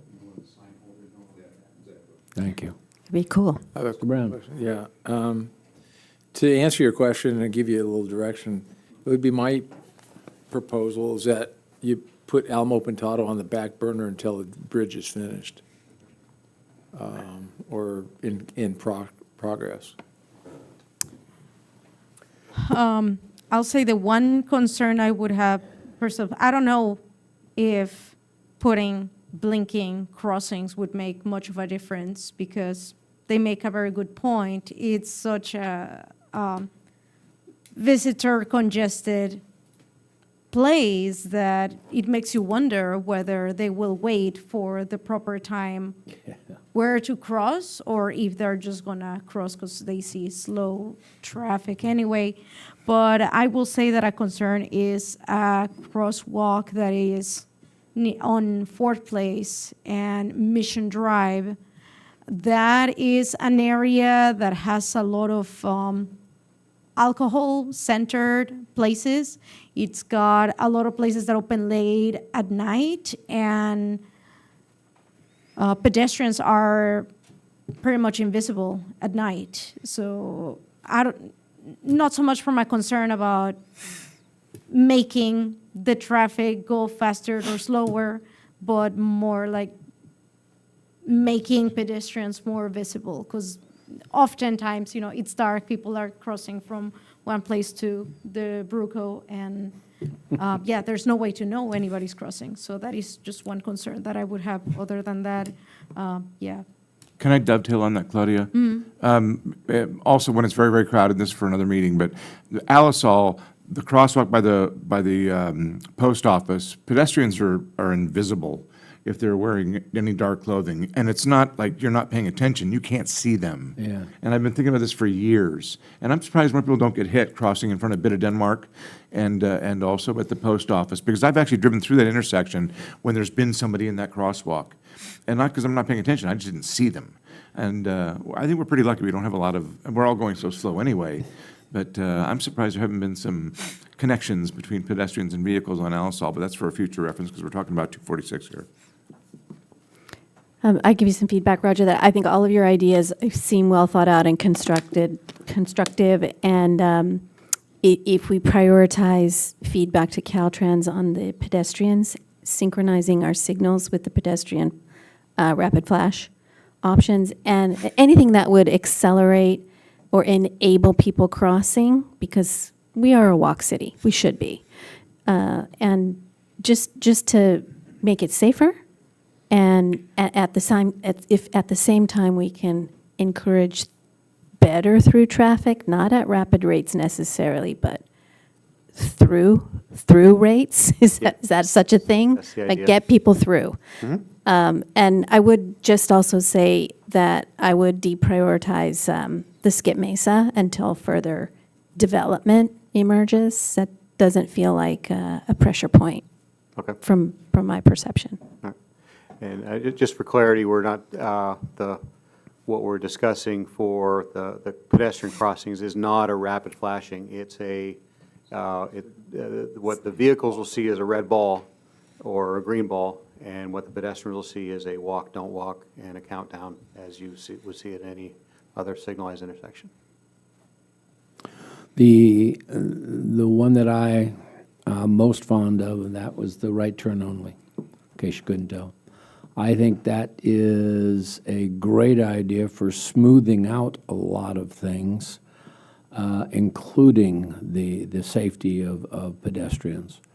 Because people want to turn left and somebody walks in front of them just when they're ready to go. It just is a frustration thing. So I think a right turn only is very, from my point of view, is very desirable. I like that idea a lot. And I'd probably like that on some other streets. We can talk about that later. But the primary thing that I think we need to pay attention to is the crosswalks, however they're done, allowing safety for the pedestrians.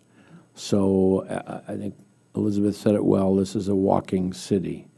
And we need to make sure that people can walk easily. We're never going to stop the tourist that stands out in the middle of the street and takes a selfie and stops all traffic. But we need to do something to try and help and improve that. Thank you, Mr. Mayor. And so incorporated with the pedestrian signals would also be, I mean, some other things to add. As far as the lighting goes, there would be, safety lights, signals. That's kind of goes with that goes with the territory. And then also what we would be looking at is potential, small bulb out in that area. And what that does is that not only protects if there's other vehicles parking, but that also shortens the distance for the pedestrian to cross.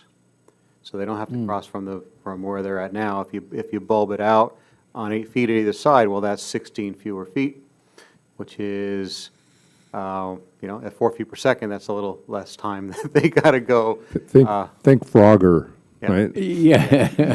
The But problem I've got with that is, what does that do to the traffic itself? Because to come out 8 feet into the street, now unless you take away parking and things like that. Well, in these locations, there's already parked vehicles or other things in those locations anyway, so. So it's bringing a just bulb just out like doesn't hurt anything. It's just like a parked vehicle. Gotcha. Thank you. Okay, at this point in time, you have direction then? Do you have any last comments, Mr. City Manager? There is a raised hand on Zoom. I don't know. We've already gone through public comment. She's going to keep on moving, public comment. Let's go to item 6B, please. Would you introduce that for us, Ms. Clerk? Discussion and possible action to approve an option for pickleball courts in Hans Christian Andersen Park. Thank you. As soon as Jenny gets plugged in, we'll get a staff report.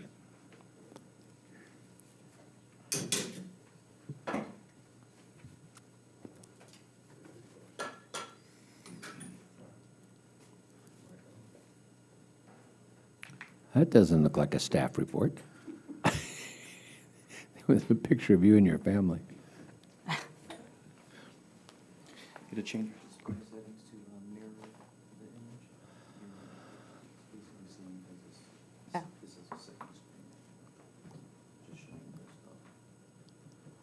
No, it's frozen.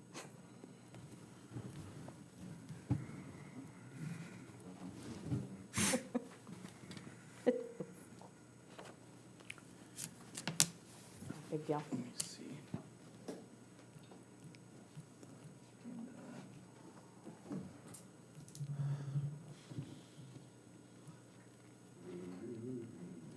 Well, in the interest of time, I'll go ahead and get started. It was really just the diagram that you guys all have in your packets. Right.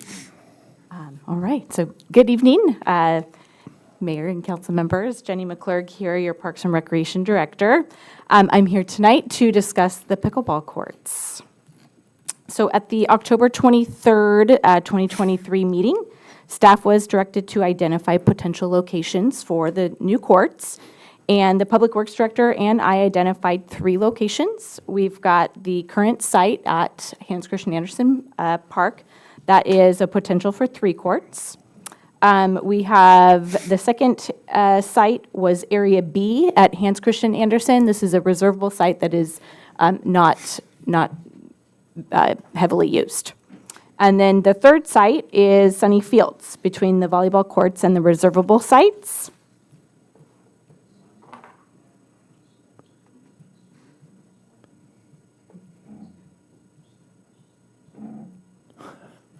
Maybe.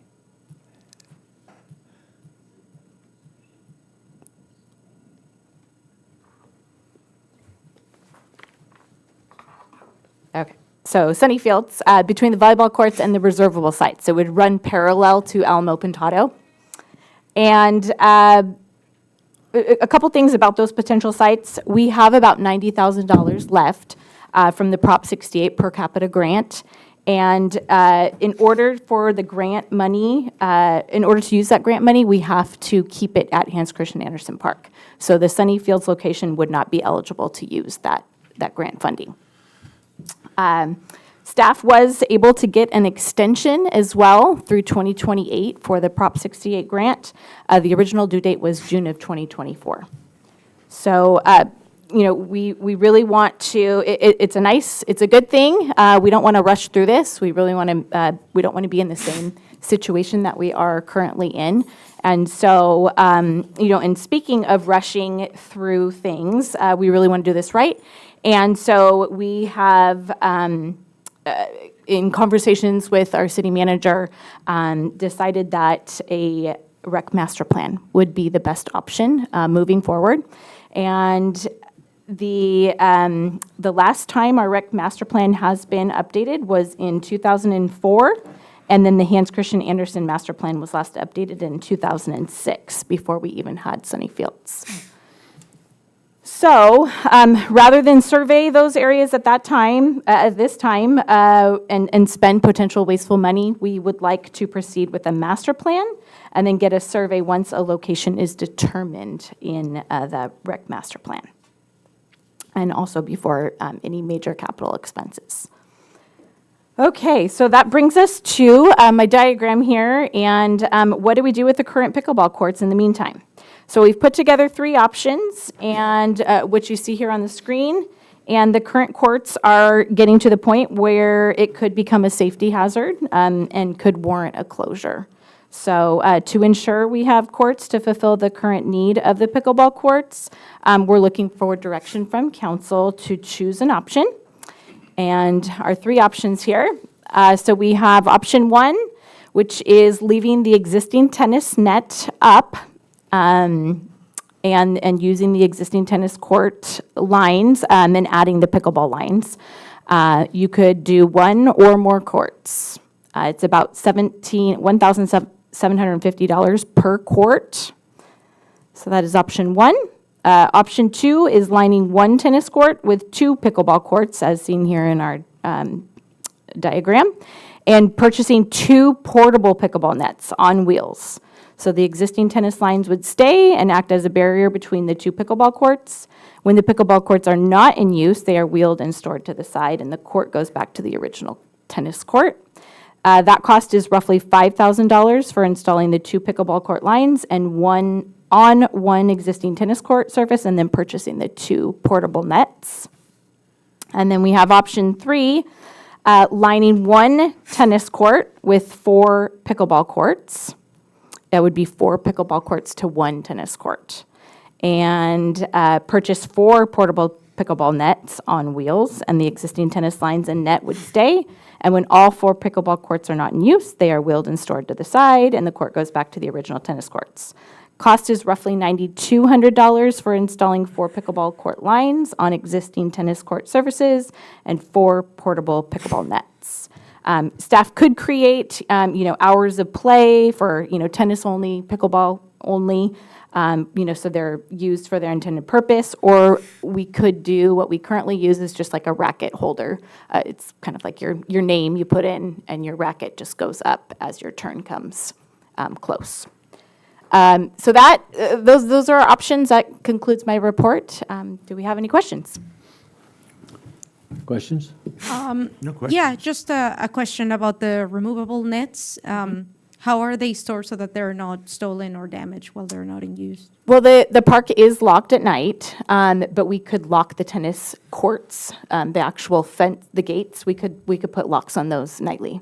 And then when people want to use them, how do they get access to them? Well, they would be opened every morning and then locked up at night. And then, yeah, so they would just set them up. Oh, okay. Okay, thank you. So the staff would have to set them out each morning, or? No, so I would suggest that just the locks go on the gates at night, and, you know, they're left in whatever condition, you know, if pickleball players were playing with them, and then you have a tennis player, they would just wheel them to the side, or we could come up with, you know, a say- set of rules. Sorry, you say they would wheel them to, who would do that? The players, The players, they can move these things. correct. And the simplicity of putting these up is what? I mean, it's really that easy for a 100-pound tennis? Yeah, player? and that's the purpose of putting them on wheels. I understand. Okay. And where would we store them? Just without rolling them up? When or- not in use, they would just be pushed to the side, Up against the fence? up against the fence. And what size or what area does that take, I guess, in this, the court's a minimum size? How Right. much space is that? Is that May- 5 by 5? What was it? Well, they're 20 by, David can help me out, 44, thank you. You know, so, yeah. I mean, a couple of feet wide, and you have about, I think it's about 6 to 8 feet on each side between the tennis court and the fence. Okay. Hey, Jenny, I have some questions. I should probably disclose that I have now played pickleball. It's pretty cool. But I've also played tennis. So just a quick questions. How long do you think? I know we don't know, but what period of time are we talking about this temporary pickleball combination of courts? So are you asking how long do we have on the current courts before we need to move to the tennis courts, or? I'm asking how long would we have these, I'm going to call them decals, but painted on top Gotcha. of the tennis court? So the rec master plan would determine, you know, the need, size, how many, and locations. And then, you know, you're talking about building, it could be a couple years. A couple years, okay. I was thinking a year. Okay, and what happens after? Does this just peel off, or do we need to No, we'd have to- resurface the tennis court? We would have to repaint. And they'll repaint, okay. Is that cost considered in these It estimates? is not. Okay. Can we get, I don't think that's prohibitive, but I don't know what those costs are. Did you want to comment, Randy? I was going to say, the tennis courts will need to be resurfaced at some point anyway. So worst case scenario, the lines remain until such time as the tennis court is resurfaced. Fair enough. Okay, fair enough. Right, and we could find that this is working great, and we don't need to repaint. Just leave them up. That's interesting. Do we, and you said something important, because the diagrams don't tell us this, and I didn't see it in the report, but you're suggesting we would convert only one tennis court, or can we do this, say, option 2, for 2 tennis courts and get 4 pickleball Yeah, courts? you absolutely could. Okay. And we have how many tennis courts? 4. So we could get 16, or we can get 8. You could. Okay. I would recommend there is one tennis court with a backboard. For tennis purposes, I would recommend leaving that tennis court open, not putting a pickleball court on that Okay. tennis court. So I'm going to say something that's going to be very controversial and could spark all kinds of commentary. I would actually like it if someone has played on a court like this. But when I look at the lines, and lines are important in both sports, right? If you're playing competitively, you want to know where that ball lands, especially on a serve. So, This is what it would look like. okay, Yep. Because the So- diagram doesn't really show Right, that. right. And the diagram is really so you can see see it better, a better picture, but this is more true to what it would look like. You actually can't really tell in the picture, but it's kind of a blue color are the pickleball lines, and then the white lines are tennis. That was my other question. So they are going to be color. So green It is would be tennis and blue is colored. And so could you show another example like that with 2 pickleball courts on the 1 tennis court? I don't have a picture of that. But basically, someone playing, it worries me that it gets a lot of lines to track. Yeah, and you could make it very, different, yellow, some cities have used in red. Valley. Red lines for I shared those with you when this came up a few months ago. So, Colors are, questionable, yeah. Anything else? No. The string of people that we had here previously, it was evident that they didn't want to share tennis courts and that they felt that it was unique to them because they had a benefactor put those in place. Are we adhering to those wishes, or is there an issue that we can they didn't, it was evident to me that that was not an option for them. And second question is, what is the residual life left on the existing pickleball courts? Do you want to answer the question? We've talked to the attorney. yeah, so as far as the wishes of the tennis cohort, I will call them, is that, there was a claim that the family that left the trust, that provided the funds, precluded us from utilizing it for anything but tennis. And the former city attorney has weighed in on that, and it's clearly not, there's no language in that endowment that was given to the city that prohibits other uses. And he used the example, at some point, the city may determine that we're not going to even use the tennis courts there for tennis anymore, and we're not obligated to continue to provide. Not saying that we would do that, but that's just an example. There's nothing that says, there's no deed restriction or other prohibition that would require us to continue and forevermore have tennis only at that site. So with that in mind, and then, the idea was it was a shared and only temporary. Now, the temporary may be 2 years or possibly more, depending on how long it takes to do the rec master plan, depending on how long it takes to construct a new site, assuming that's what the rec master plan calls out, which is why we were looking at options for sharing. The least cost option is 1 tennis court, pickleball over the tennis court, utilizing the same net. I know that's not the most popular option with the pickleball players because regulation for tennis court net is about 2 inches higher than a pickleball court, pickleball net. But the disadvantage, if any, would be shared by all of the players. So the least cost alternative for a temporary solution was 1 court, pickleball court on 1 tennis court, sharing the same net. Now, whether we do all 4 tennis courts or some number less, obviously that's part of the reason we're here tonight is to get that direction. But, like I said, in Hidden Valley, we did pickleball, what's shared on the tennis court. It's a different colored line, a different width line. The tennis players raised an initial concern, but my most recent conversation with staff that's still there, I've had conversation with them, and it's basically a moot point now. And then to answer your second question, Dave, the joints, they are cracking. And then, not to mention, we have some drainage issues, especially with the recent rain. There's mud, and, you're tracking it on the courts, and, so it is getting some wear and tear. So it's possible it could be closed at any time, is what you're saying? Correct. Hopefully, we can get temporary courts in the meantime. I rode my bicycle down there and talked to some pickleball players.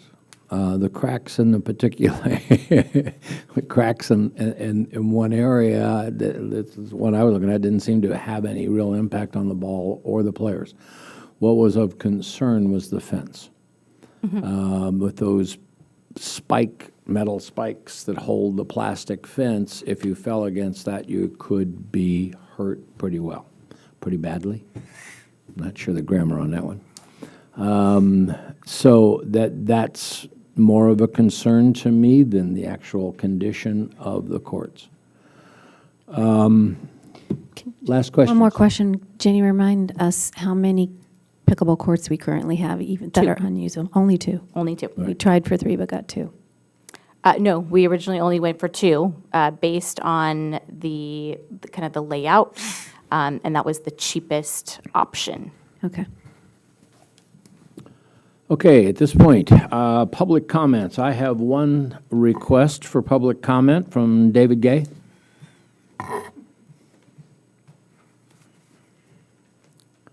Where are the tennis people? I'm David Gay. I play tennis and also pickleball, but I'm the local pickleball ambassador. There is a national organization, and no one else wants this job, but I am the ambassador. And I play both of them, and this conversation is where I just can't wait to speak towards it. But I wanted to tell you, like, I play both of them. Recently, it's been more pickleball than tennis. As I'm getting older, it's just easier to play on a smaller court. To give you really a recent example, I played Saturday morning, and there were probably about 12 people or so playing pickleball. You can play 4 on each court, so there's 8 people playing, so 4 people were waiting. It wasn't a problem. And I was kind of, always observing what's going on at the tennis courts and on the parking lot, and there were 2 or 3 cars came up to play pickleball, and they got out and they saw the courts were busy, and they went up to the tennis courts, and they were playing pickleball on the tennis courts on 2 of the courts that were closest to the pickleball courts. And I noticed it's kind of like families or couples that want to have a court to themselves so they can get out and hit around and not have to play with serious players. So the point of this is they're getting used, and that's happening on weekends, Saturday mornings particularly, and evenings sometimes, where, you're getting families with kids. They can go out. It's a lot easier to hit the pickleball around with kids than it is a tennis ball. But if something, if you decide to close the current courts, and you only have 1 or 2 courts up here, it's going to be a problem, because they're already going up there. The overflow from the 2 courts is going to the tennis courts. So if you have 1 court with 2 courts on it, they're going to start playing tennis on another court. So there's going to be conflict. And the point of this is, if you're going to do it, you should put 4 courts on 1 court. 4 pickleball courts on 1 court. It's going to cost a little more, but it's going to prevent, conflict with the tennis players. I have no doubt. I mean, I looked up there on Saturday, and I noticed there were a couple tennis people coming over talking to the pickleball people and thinking, okay, who has priority here? I think it's tennis, but it got worked out. But I'm just saying, there are some people who are, kind of aggressive, and I can see conflict happening there where, what is a court really, tennis or pickleball? But I know that you were speaking, there are some areas where, it works out over time. And, I would hate to see the 2 existing courts closed. I know that there are the problems with the fencing and the water drainage and the cracks, but they're being used. They're being used a lot, and the people are playing there, love to play there, and they're playing there safely. And I've talked to, I think, Roger at one time, he's looked at this, but they're, with the expansion cracks, if you will, that are in the court, which shouldn't have happened, but they did, but that's the way it is. They tried resurfacing and putting caulking in there, and it's coming up, and it's not a safety factor, but it's kind of annoying that the ball will kind of hit and go in different directions. But there's an engineer who is a pickleball player who has tested just a material, caulking material, under a net, and it's working. And he claims that some of the companies that install pickleball courts and pickleball tennis courts, they do repairs also, and they could possibly do a repair on that. So I'm just throwing that out as an option. I hope it would be nice that we could continue to have those courts open. In addition to having the courts up there, we're having a free clinic in March. There's people come to me, they want to play, but they're intimidated by coming and playing, and there's experienced people playing there, knowing the rules. So we need more courts. So anyway, thank you again for your support. I know you're probably suffering from pickleball court construction fatigue, but thank you for your support. Thank you very much. Anybody else in here like to speak on the subject? I don't see anybody on Zoom. We'll bring it back to the council for final comments on this. Yes, sir. Jenny, one more question. If we choose one of these options, will that $90,000 be available? Because it will be at Hans Christian Andersen Park. Yes, I did check with the grant company in, or the state of California, and yes, we can use it because pickleball courts were identified in the grant. And is it your expectation that that's indeed where it would come from? Yes. Thank you. Yes, Well, sir. my only comment is, I'm not a pickleball fan, but if you're playing any sport, you want it to be like the real sport. And I wouldn't like the idea of having playing pickleball with a net that's not regulation. It just doesn't make sense for people that are really into that sport. So I would not want that option at all. Any more comments? From my point of view, a couple of things. One, the comment is that they're playing on those two courts that are out there now. I would hate to tear them up just because they might be. What would it cost to fence or put a safe fence between them so that even though they're not in great shape, and maybe we use the caulking compound, I don't know, we can talk about that later, but as a temporary basis, what would it cost to put a fence between and around those two existing courts? Maybe 2,500 to 5,000. Roger might have a better idea. I know he kind of looked into some of that. Do you happen to? So initially, as we started this process, we did look at a full design for doing fencing and other enhancements to the. We were estimating somewhere between $50,000 and $60,000. But that was everything. That was resurfacing the whole routine. That was not resurfacing, but that was adding, the area between because it's not just you got your two pickleball courts, but then you got some areas in between that is dirt.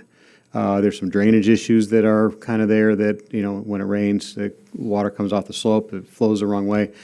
So we looked at, a lot of those different options. Just the fencing itself, probably 10 to 15,000 is at a minimum is what we'd be looking at. But without doing some of the other improvements, at least filling in those areas, we would be asked, why didn't you do this either?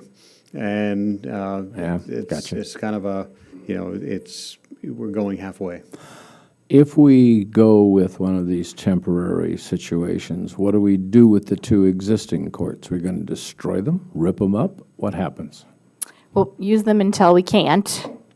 But then at that point, we could use them for various other, you could have a basketball court, you could have picnic, areas. We could put picnic tables on top of them. There's several. But that's going to be defined in your master plan, right? Correct. Yeah. So to be determined. Okay, so first off, we need a master plan.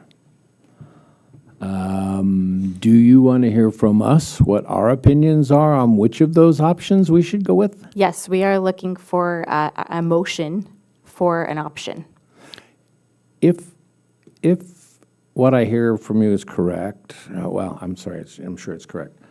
If I understand what you're presenting to me, and we put 4 pickleball courts on 1 tennis court, it's going to cost us approximately, I think you said $9,000? $9,200. Okay.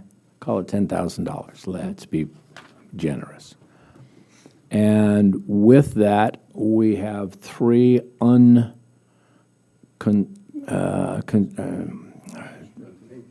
unrestricted, thank you, tennis courts. I'm going to come up with a word here in a minute. It's a mic moment. That would seem to me, particularly if you've got 2 existing courts that you're going to allow people to continue playing on for a while, that's 6 courts with basically $10,000. I personally like that idea, but I'd like to hear from the rest of the council.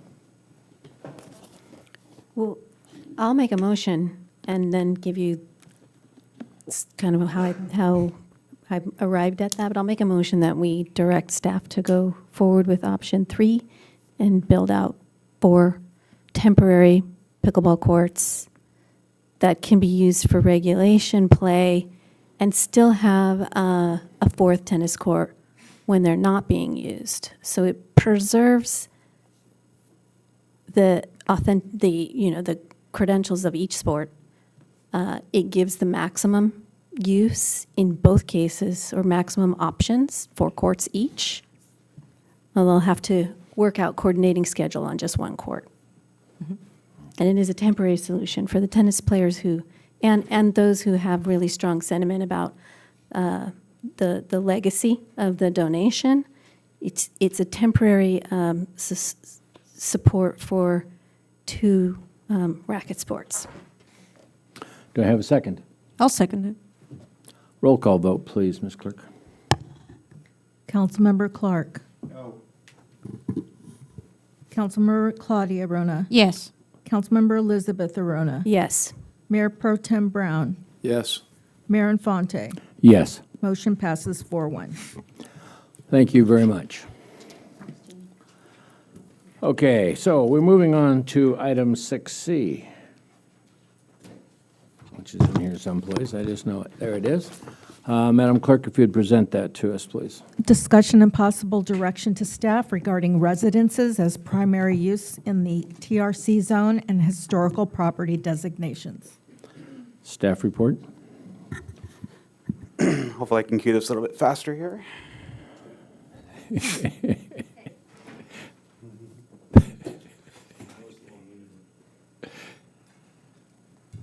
Hit play.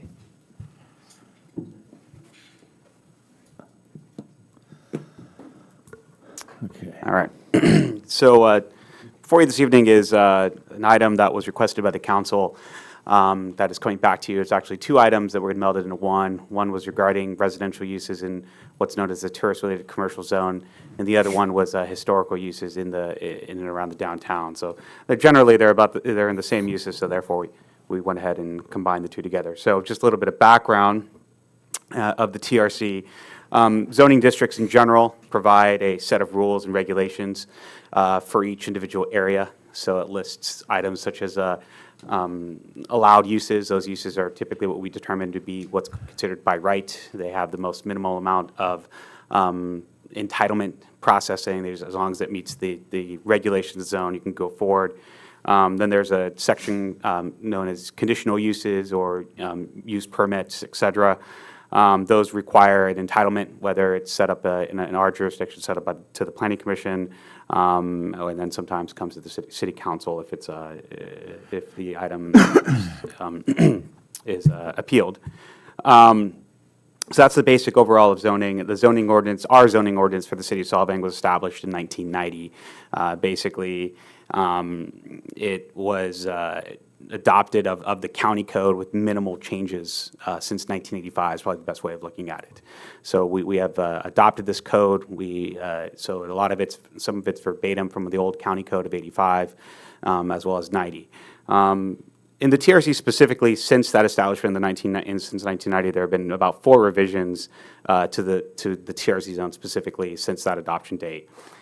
Typically, zoning ordinances are amended yearly or biannually. So typically, that's the job and function of either the planning manager or / community development director to come back to the planning commission or the council, look over the codes, what works, what doesn't work, come back to you and get direction. That clearly has not been done here. So regulations, as mentioned, regulations this zone and others in the city have relatively been untouched since incorporation. So what I'm going to go over for the TRC is actually very much similar stories in our residential zones and in other zones in the community. So the uses in the TRC, there are a number of broad uses, which is good. That's exactly what we're looking for in terms of use types in the TRC. However, there are just a number of uses that I've highlighted in your staff report which are kind of no longer relevant into today's economy. It's pretty rare these days to have TV repairmen. If you break a TV, Typically, it costs more just to go out and buy one. That's consumerism at its best, but it's also the ability of technological advances coming forward over the last 20, 30 years. And also, additionally, there's a number of conditional uses that do not reflect sort of the old world Danish village theme and vision that has been ongoing since not only our adopted general plan in 1990, but also the 2008 general plan, and also moving forward in your draft plan. Again, as alluded to in your staff report, there's a numerous amount of conditional uses that are rather dated, and it's not necessarily something that may or may not be up for debate in the TRC, but because it's sitting in our code, we can accept an application. And off we go for an entitlement, which may or may not make any sense. Of the number of uses that we have in the TRC, there are two that sort of stand out that reflect a potential need for amendments moving forward. The first one is residential uses in the TRC zone. Based on the language set off today, it's considered a secondary use, which is quite contrary to what you see in the preamble of the zone. It's contrary to what you see in the preamble of the land use designation. But it's more of a second-class citizen of uses in the TRC. It's not necessarily meant to be set up to be purely residential, but at the same token, we accept that there should be some residential, but it takes the back seat to commercial. The second one that has actually really come up over the last, from my understanding, a few years, but definitely over the last few months I've started, is this idea of musical entertainment that requires conditional use permits. Our conditional use permits are almost $4,000. And our TRC requires that live music get a conditional use permit. As noted in our staff report, we are a tourist-driven community. We have quite a amount of tourists. We have definitely quite a few restaurants. We have quite a few wine tasting and brew pubs, and those typically have music. If you go to most brew pubs or wine tasting locations during the weekend, they have live music. Those are typically ancillary uses. But again, in our code, and specifically when businesses ask, we have to let them know that there's a use permit requirement, and that takes time. So that's, again, something that I wanted to bring to the council's attention. I know some businesses are really upset when we give them that answer, but that may be something that we look at in the future about changing, because again, hark back to what was previously said, our code hasn't really been revisited since 1990, and a lot has changed in our own economic dynamics since the 1990s. So let's focus on the residential uses in the TRC. And again, both the general plan and zoning ordinance encourage a mix of uses in the TRC. As I mentioned, it's in the preamble. As written, residential development is virtually impossible. So if someone were to come in and even try to do a mixed use, what I call a vertical mixed use, and that's commercial or other non-residential uses on the first floor, and then residential uses on the second or third floor, that is almost virtually impossible in our code today. And that's, again, simply because it's residential as a secondary use. So there's a formula that one has to go through based on the amount of square footage, based on the amount of bedrooms, and it sort of caps it right then and there. Our newly adopted housing implementation measures require that the city amend its ordinance. So we're here tonight to discuss a little bit of that. But at the same token, our newly adopted housing element is projected infill units to account for 30% of our total housing production over this next RENA cycle and over the next 8 years. So that infill development is going to come from everywhere, but it's specifically also targeting the TRC. So again, our previous housing element identified a change to occur in the TRC. That has not happened. And now our current housing element is doing the same thing. It's identifying that a change needs to happen in the TRC in terms of residential uses. So what are some of the impediments to housing production in the TRC? And again, we're not looking to change the fundamental vibe and make this a completely all residential, but rather sprinkle in the residential if a developer so chooses to come forward and do a redevelopment project. Some of those impediments in the TRC that exist today include expansion and enlargement of single-family residences. So again, if you want to expand a single-family residence, if you own one in the TRC and you want to do a simple bedroom addition, that's virtually impossible in our code. The additional parking is the other big one. I know we can talk ad nauseum about parking in regards to commercial uses. It's the same thing with residential uses. Our parking regulations are, again, really built for this car-centric 1990s, 80s mode. And while we value parking and the ability of it, it can typically be a hamper to housing production. As well as if a developer utilizes certain state laws, they can greatly reduce the amount of parking that we can actually ask for. So it's a balancing act, but parking for sure is an impediment for housing production. Setbacks is the other interesting one. Believe it or not, most of our buildings in the TRC have a 0-foot setback, 0 lot line. That makes sense. That's what we want. We want it pedestrian friendly. That's what you want. It's actually set at minimum of 20 feet. So it's very interesting enough that here we are, we're still in the old world Danish village, yet if one of these places were to burn down, or heaven forbid they get damaged in an earthquake to the damage to the point that they have to rebuild, now they're gonna do a 20-foot setback. That kind of takes away from the old world village, but it's sitting in there, it's in our code. Don't ask me why, it's there. Distances between buildings, that is also there. So I can't put one building right next to the next building. I have to have 10 feet. That's very typical of a residential code. It makes perfect sense. But when we're talking in a village setting, mixed-use setting, that does not make sense at all. And finally, building heights. I know this is a very touchy subject. Building heights can be done in all shapes and forms. We currently are capped at 35 feet, which could be good. It could also be bad, simply because it kind of, again, hampers that ability to go potentially an additional story. And also, there are various ways you can measure a building height. You can measure a building height from what's called the finished floor elevation to the final finished floor elevation of the tallest story. And then from there, you can do an appendices of the roof pitch, and you get the pitch and you get the variation that you want. There's many ways to slice this, but if you're looking at doing that additional height and density, the 35 feet is rather it hamstrings, again, from a development standpoint. Not discussing cramming units in, but just, again, on a free flow, it's an impediment, and it's identified as such. So these are the things we would need to look at from not only a residential standpoint, but also just a general mixed-use standpoint on how do we create that balancing act of how do we move forward in the TRC, how do we facilitate development, redevelopment, reuse of buildings, and a lot of these count not just for parking, but for commercial uses as well.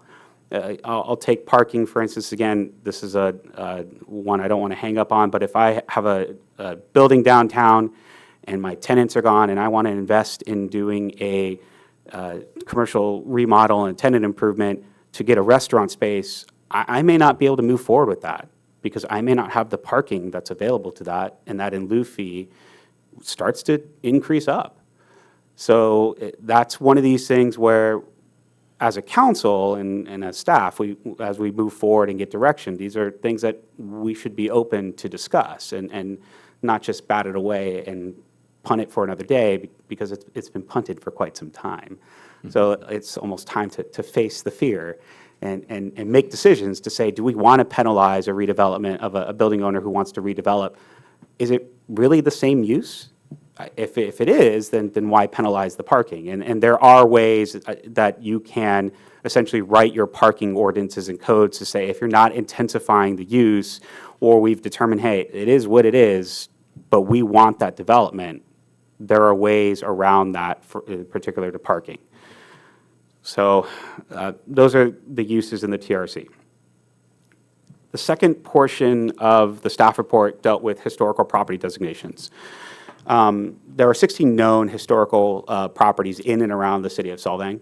And a historical resource does not necessarily need to be eligible for what's known as the CHRH.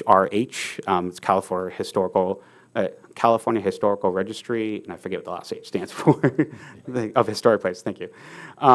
Nor does it need to be included in the city's current list of historical resources, which we have 16 of those so far, to deem it historical. So currently, we have an ordinance that's in place in our municipal code that states that we have to take a look at it on a site-by-site basis. We as city staff, when there are proposed demos or significant amount of rework of structures, if it hits that the age threshold, we're asking for building reports, and we're looking to preserve the amount feasible of our historic properties, because that's the way this community is built through its history. We currently do not have what's called an established overlay zone or specific designations such as the Mills Act here in the city. So there are some jurisdictions that have specifically, they designate their downtowns or other areas of importance as historical overlays. And they just, what those do is just typically do subsets of additional regulations to ensure historical preservation. But again, our code kind of already has that, so there's no overlay that's there. And again, it's done on a case-by-case basis. The other one is the Mills Act. Just a quick primer on that. That's a program that the city could direct staff to go ahead and go after, but it's sort of a concert. It's working with property owners to get a designation on their property, and therefore they get a tax break on their property taxes, but in theory, they're supposed to return and redevelop and rehabilitate their building, and we need to then review what they're rehabilitating, make sure the project scopes are done, make sure the project actually gets done on its time. We don't have enough city staff for that, and so that's why we haven't really gone there, nor am I recommending that you direct us to go there, simply because it is a lot of time and effort to administer a Mills Act program. And then again, what is the benefit that we return off of that in terms of managing private sector projects?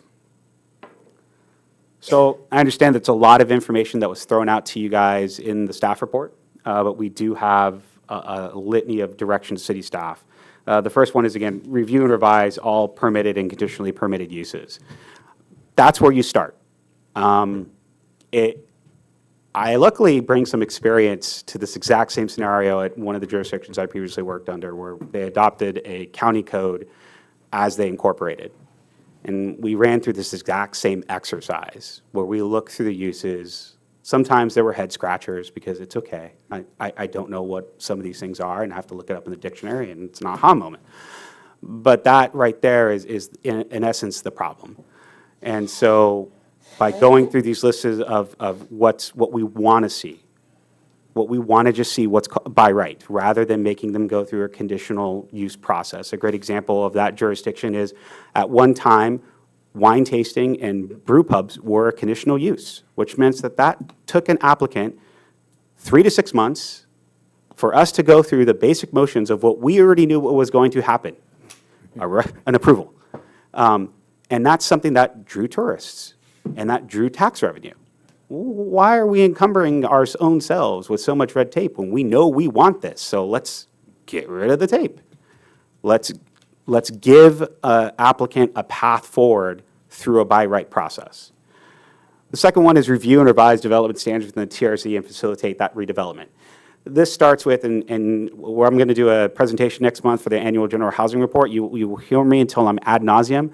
This starts with objective design standards. Let us all live with it. Let's hug them. Let's get real with them. But the reality is, these are the standards not only for the TRC, but also residential. These are standards. These give developers, homeowners, property owners, you name it, this gives people certainty. That's what they all want. They want certainty. In a time of being uncertain like I am tonight, how am I going to get home? And my car isn't quite working right now. I have that uncertainty, a little pit in my stomach. But if I had certainty, that pit disappears. I'm ability to walk away with a path forward. That's what everybody likes. That's what everybody wants. That's what we, as city staff, should be able to guarantee in this world of development, is how do we move forward with that.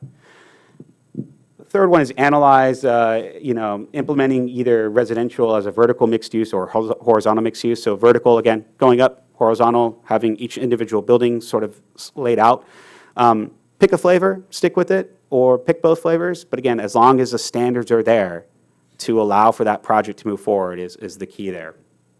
Analyzing the potential for all residential development as required by the housing element.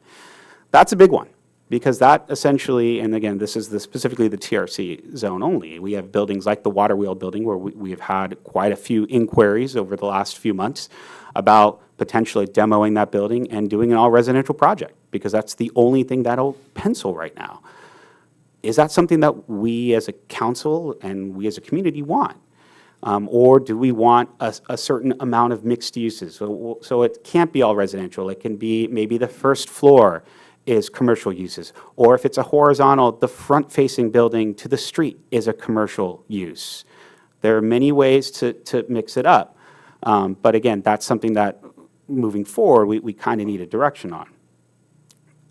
Explore hiring a consultant to create objective design standards. As much as I think I'm really good at them, I'm only one person, and my staff is really limited.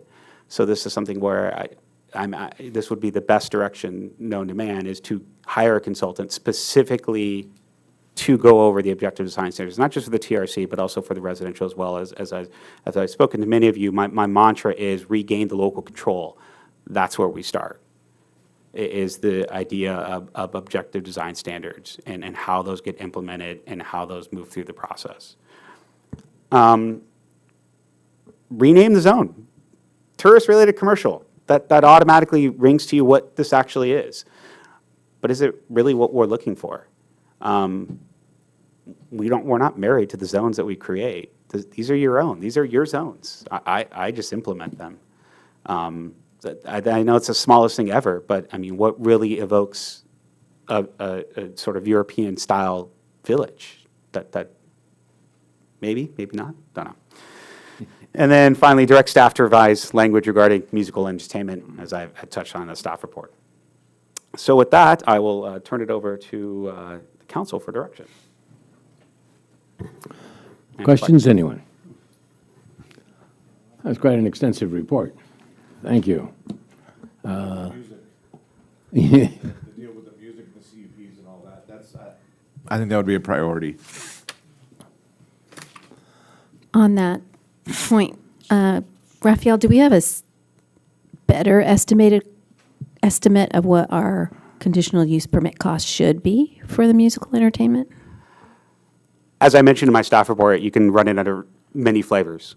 You could do it by right with regulations saying that, music can't be heard from the property line. It is limited to X time versus X time, and it's ancillary to the use on there, and you can put a whole bunch of boxes there. And if a business owner wants to go outside the box, fantastic, go get a use permit.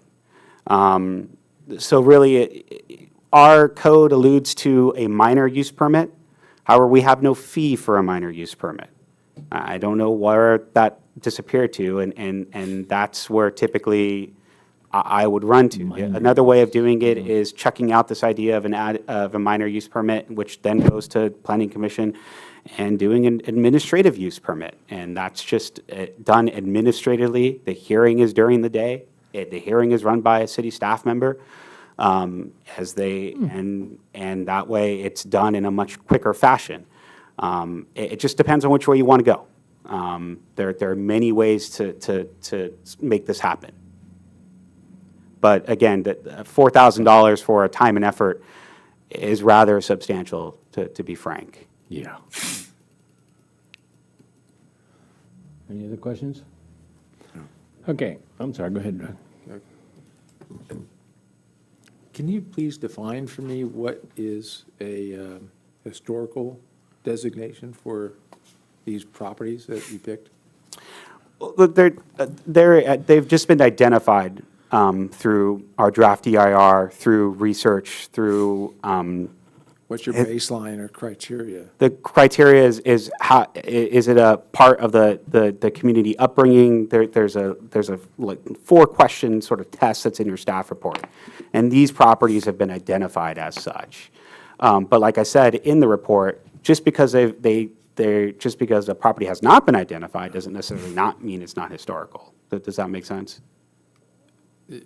So because it has been identified does mean it's historical or questionable? There is, yes, there's a level of historic, like, great example, let's use the easy one, Mission San Ynez, in our jurisdiction, clearly historical from a pure California historic standpoint of the missions and its reflection of mission architecture and of the community itself and how it helped establish the community for post-New World.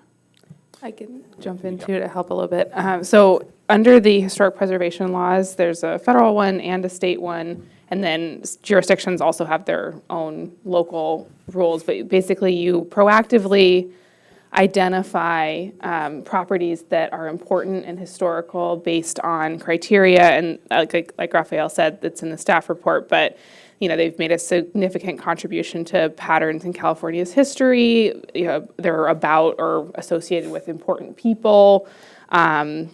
They embody, the characteristics of the community or a type of construction. So Frank Lloyd Wright House is a good example. It's an important person and a particular style of architecture. That's usually a historic building. We don't have one of those, but that's just an example. And so you can proactively identify those properties, and then you list them on a list of historic places. There's a federal list and a California list, and now we have identified properties locally as well. But as projects come up on a case-by-case basis, you can also evaluate those projects to see if they meet those historical criteria for significance on a case-by-case basis. And so that's what Raphael means when he says, just because they haven't been listed doesn't mean they're not historically significant. Yeah, well, I guess my point is, just because they are listed doesn't really make them historical. It seems like the criteria is rather undefined. It can be, but it is subjective. I'll leave it at that. And again, these 16 properties in particular were pulled out from our consultant, who pulled those out from the last general plan update. So, they've been determined in some way, shape, or form as helping to establish the history of Solvang.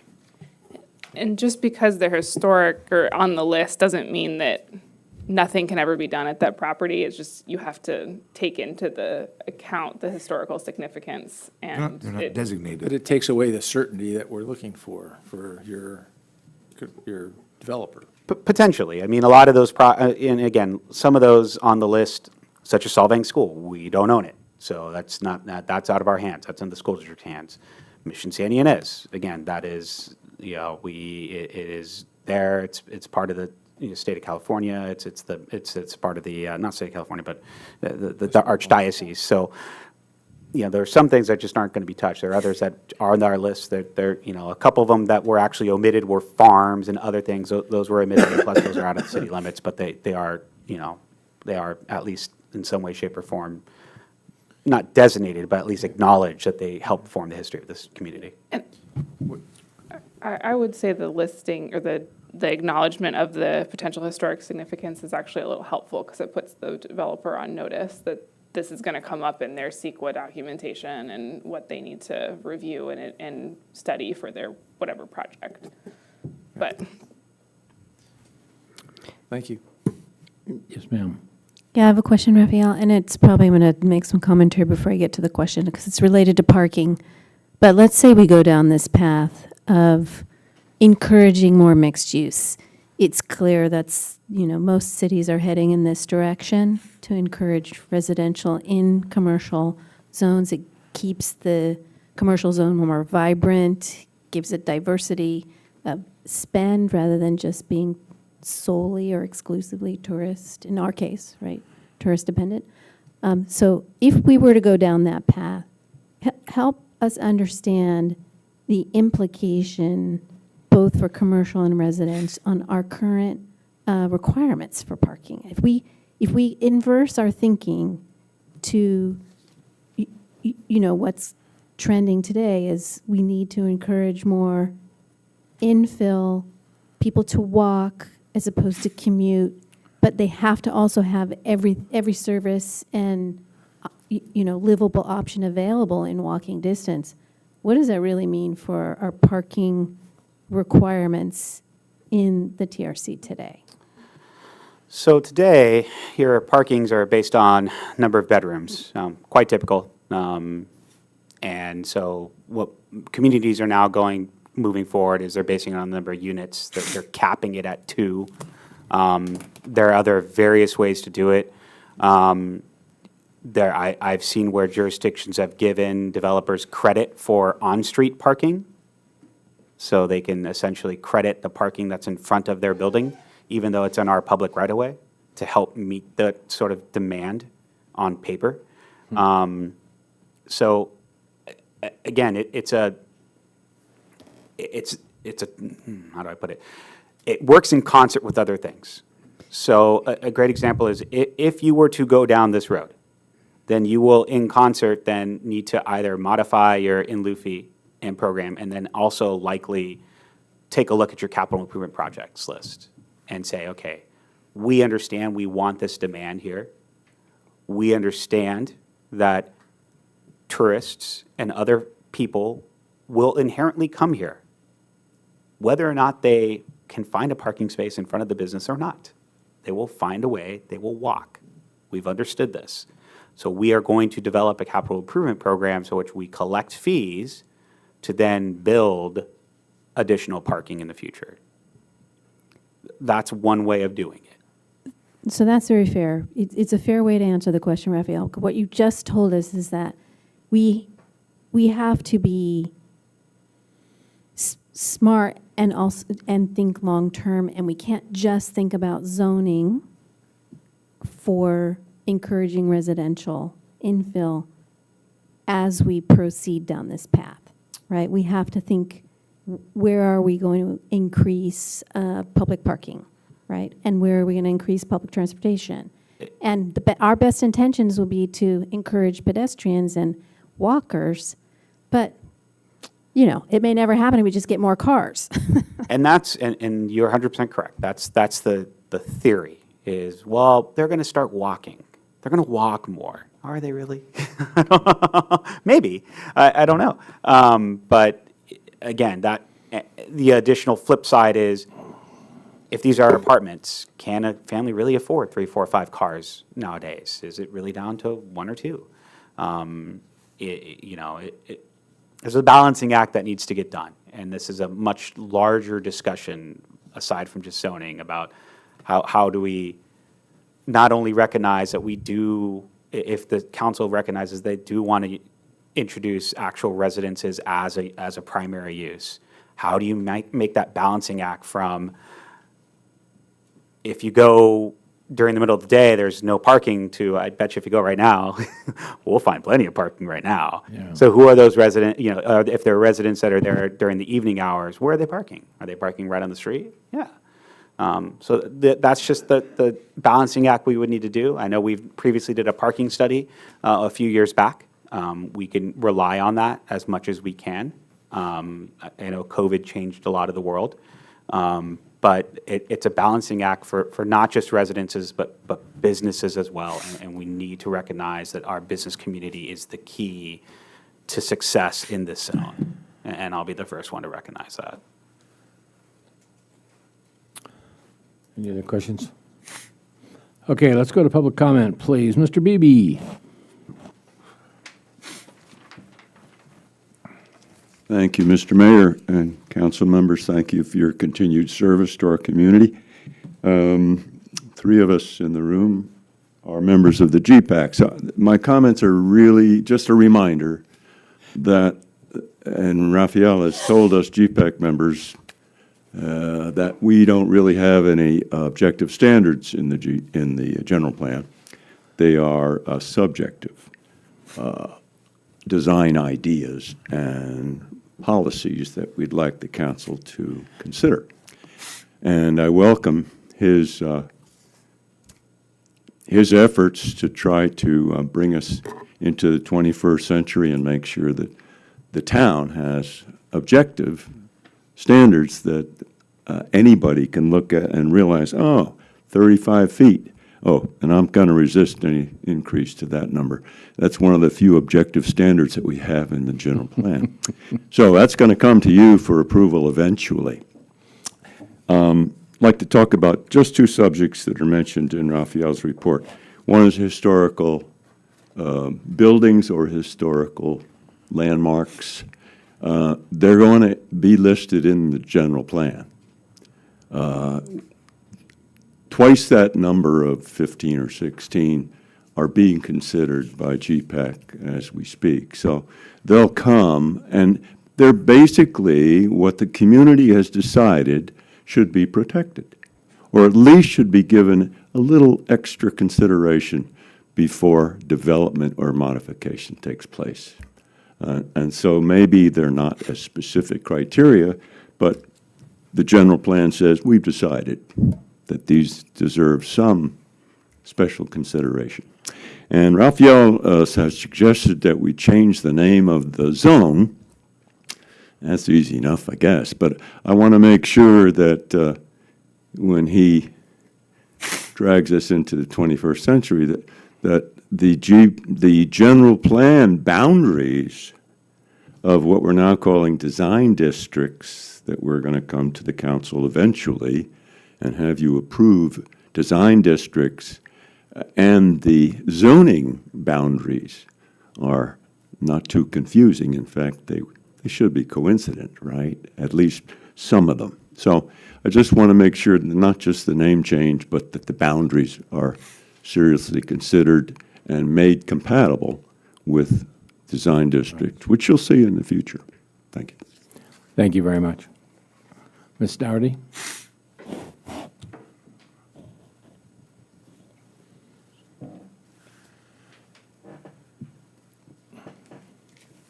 Hi, I'm back. I am so passionate about humanistic urban design, as I'm sure you've realized by now. But zoning, I am completely in favor of mixed-use zoning. I think it's so important, and I'm so glad that Raphael brought up the sort of Danish European ideal that we're trying to get to, and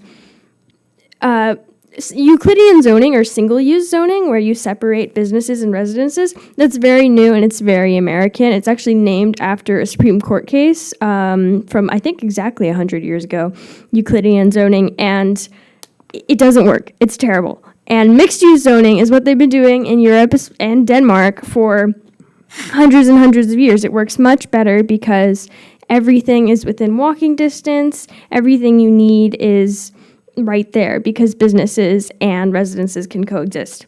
And though obviously we don't have all of the infrastructure we need currently in Solvang to make it that sort of what's now called a 15-minute city where you can live and walk within 15 minutes and get to everything you need in your daily life.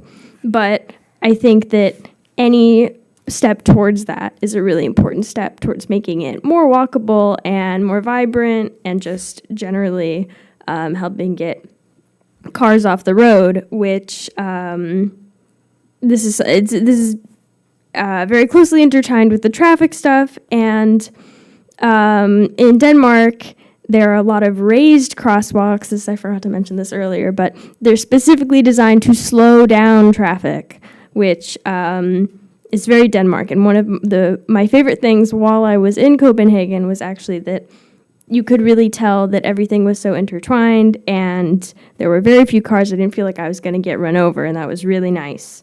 So I think that mixed-use zoning is very important and will help reduce traffic and make Solvang much nicer and much more European. Thank you. Thank you very much. Have anybody else in the audience that would like to comment? It doesn't appear we have anybody on Zoom, so we'll bring it back to the council for any final comments. And what we're looking for at this point in time is just direction. There's no motion on this. This is just direction to Raphael and where we'd like it to go. Being the, I'm sorry. Please do. Yeah, no, you're fine. Step on any afterthoughts. Go for it. The TRC as it exists today is entirely in District 3, which I hope to represent well. And I don't see any issues for mixed use. I'm okay with all that, and the people that I know. I don't believe that primary residential is something I want to go towards in that commercial or tourist area. Mixed use, not a problem, but probably not on ground floor, not as a standalone residence. For a number of reasons. One, they generate no income for the city. They're nothing, and there's enough. It still adds to the housing element that we need. As it relates to the historical things, as long as there's some flexibility with that, or benchmarks, because I'm entirely with you as far as to eliminating red tape as best as possible. No, have no issues with that. As it relates to the musical aspect of it, so long as there's certain limits to that, that shouldn't be an issue in that zone as well, as it relates to, I mean, we have live music at Theater Fest, and without any conditional use permits, to my knowledge, because it's part of the theater. I don't think I don't know if that's the case. They do? They need a use permit for live music? Oh, they have a use permit for their overall venue, which is probably wrapped into that. Oh, okay. But don't quote me on that, but I know it's there. Nonetheless, I mean, a lot of restaurants and a lot of eateries have live music as it is, so long as there's a decibel aspect to it and a timing aspect to have a marriage between the residential side or even the hospitality side for those that want to get sleep after 10 o'clock at night or whatever the case may be. So That's old people. I think overall you're hitting all the right points, and if we can, and with regards to the height aspect, keep in mind that the Nordic architecture and the uses, that's our brand. Don't mess with that per se by high-rise and things of that nature. So that's where I'm at with it. Easy. Anybody? Yes, ma'am. Just a couple, it just, in the theme of giving you some direction, Raphael, I just want to commend you and compel you to keep doing this work of attacking our old ordinances and zoning directions for business owners, for residents and developers. This is going to be really important work that we've got to do to encourage, motivate, and make the experience with the city more predictable for these folks. So really, whatever, if we need to hire that consultant, I would say do that, because they will help that standardize that work, template, right? What good looks like for mixed use, for infill, for commercial, and for developers. And I think if we can, get that accomplished quickly, we have the potential of being a real model for future cities. I don't want them to sound overly ambitious, but we do have, what could be a European model for a great village. And it would be great, it would be awesome if we could understand doing this work, what impact it would be to have more affordable housing in proximity for walkable, livable use. It would be great if we had a teacher or a nurse who could live in town, right, and have an affordable place to live and love, because it'd be so unique. So maybe we call, I don't know what the right name is, we can figure that out, but it could become the European or the Danish village zone, right, which is a combination of living and commercial and not solely or exclusively preserved for tourists or for the outside visitors as opposed to residents. So I think we should do all that work. We need more analytics of what it's all going to mean. And I think it's exactly where we need to go. There was a lot of information discussed tonight, and we're not going to be able to revise the whole thing and come up with something comprehensive. So I guess, having a consultant would be useful. This is quite extensive work.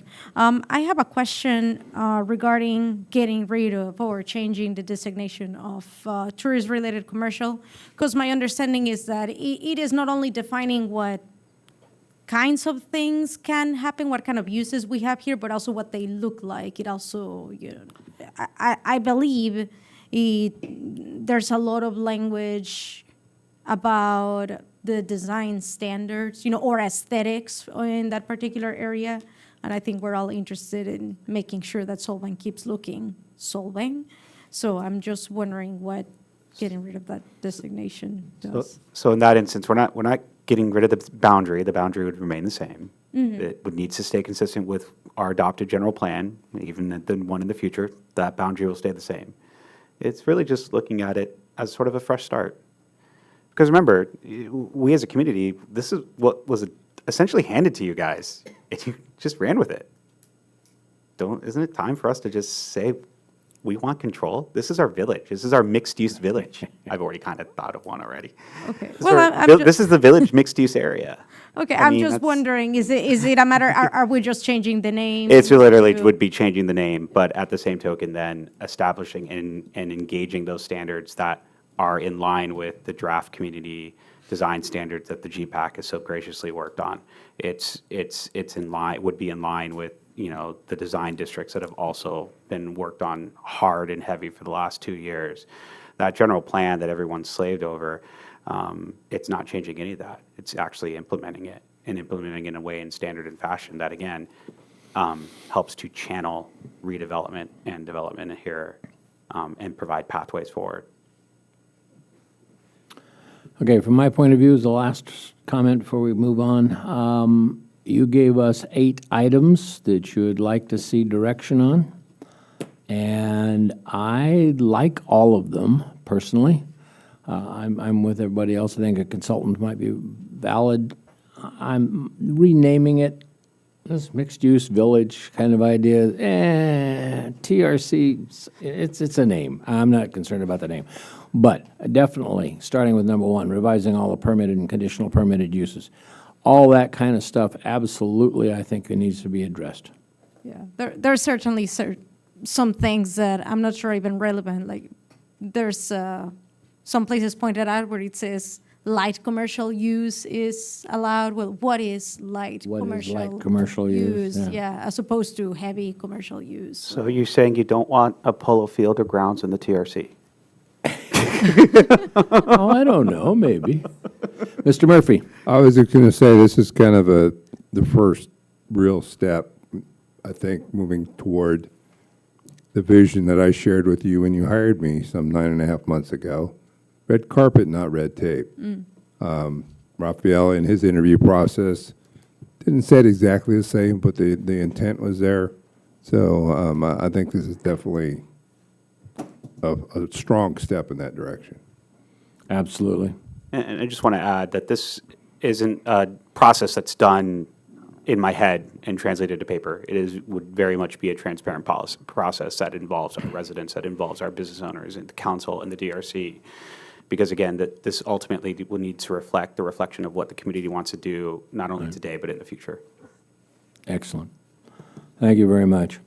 Well, with this, we'll call item 6C to a completion, but we have to address the issue of the time and decide if we want to continue on this evening. So I'm willing to accept motions to continue this for a while.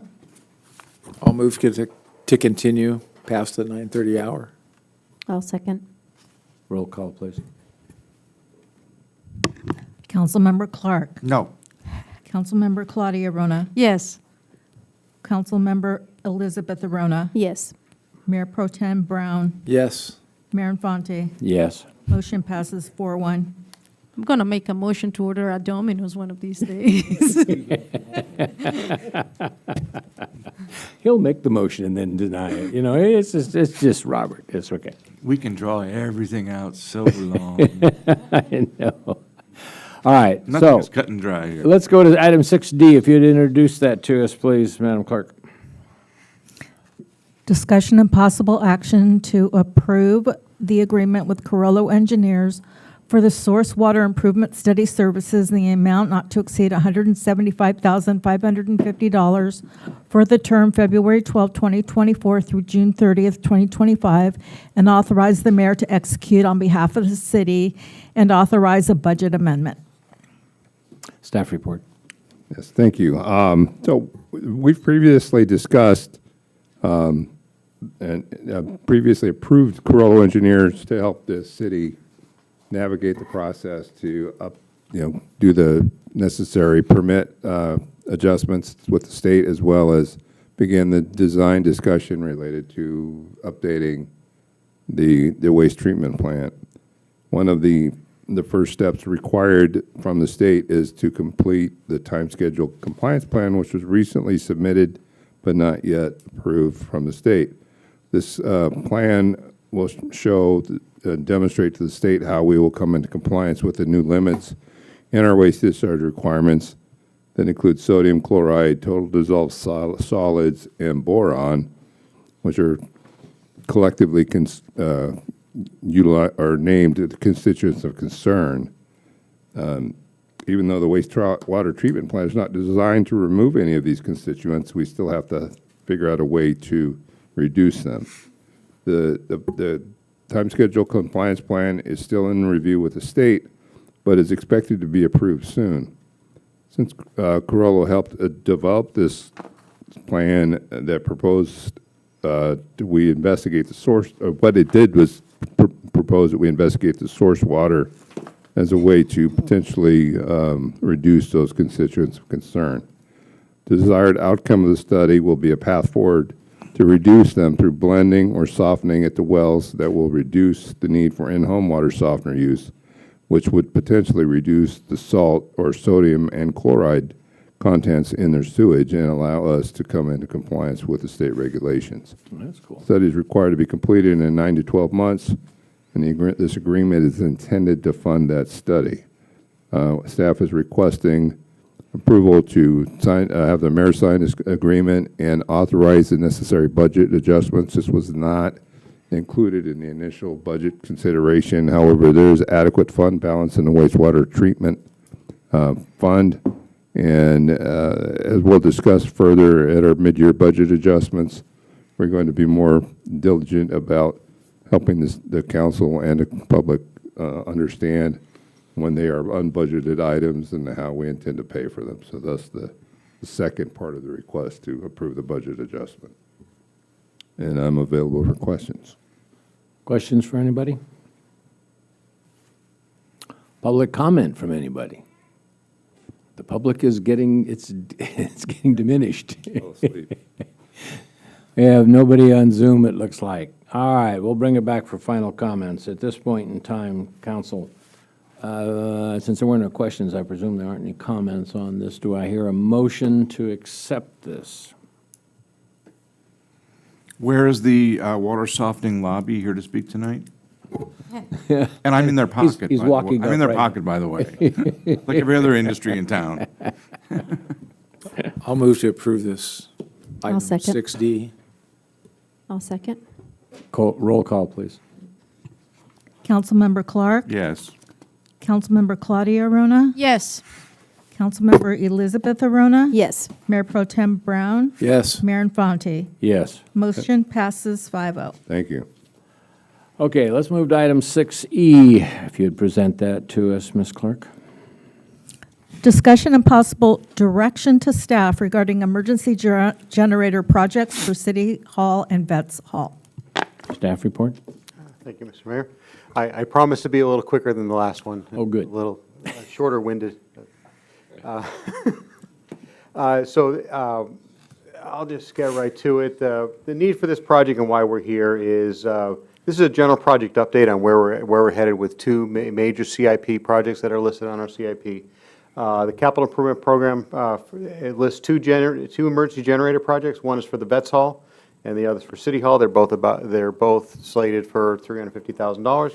The listed projects are for diesel generators. However, we're seeking council approval to pursue a solar option, which we've we've started heading in this direction, but I want to pause before we take any next steps.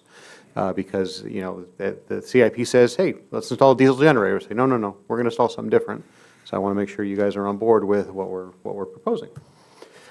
So we studied this, and we capitalized on an existing program that was with the county that was free to the city, where we got a couple of reports that looked at the City Hall facility and the Vets Hall facility as what is the, how can we be energy resilient?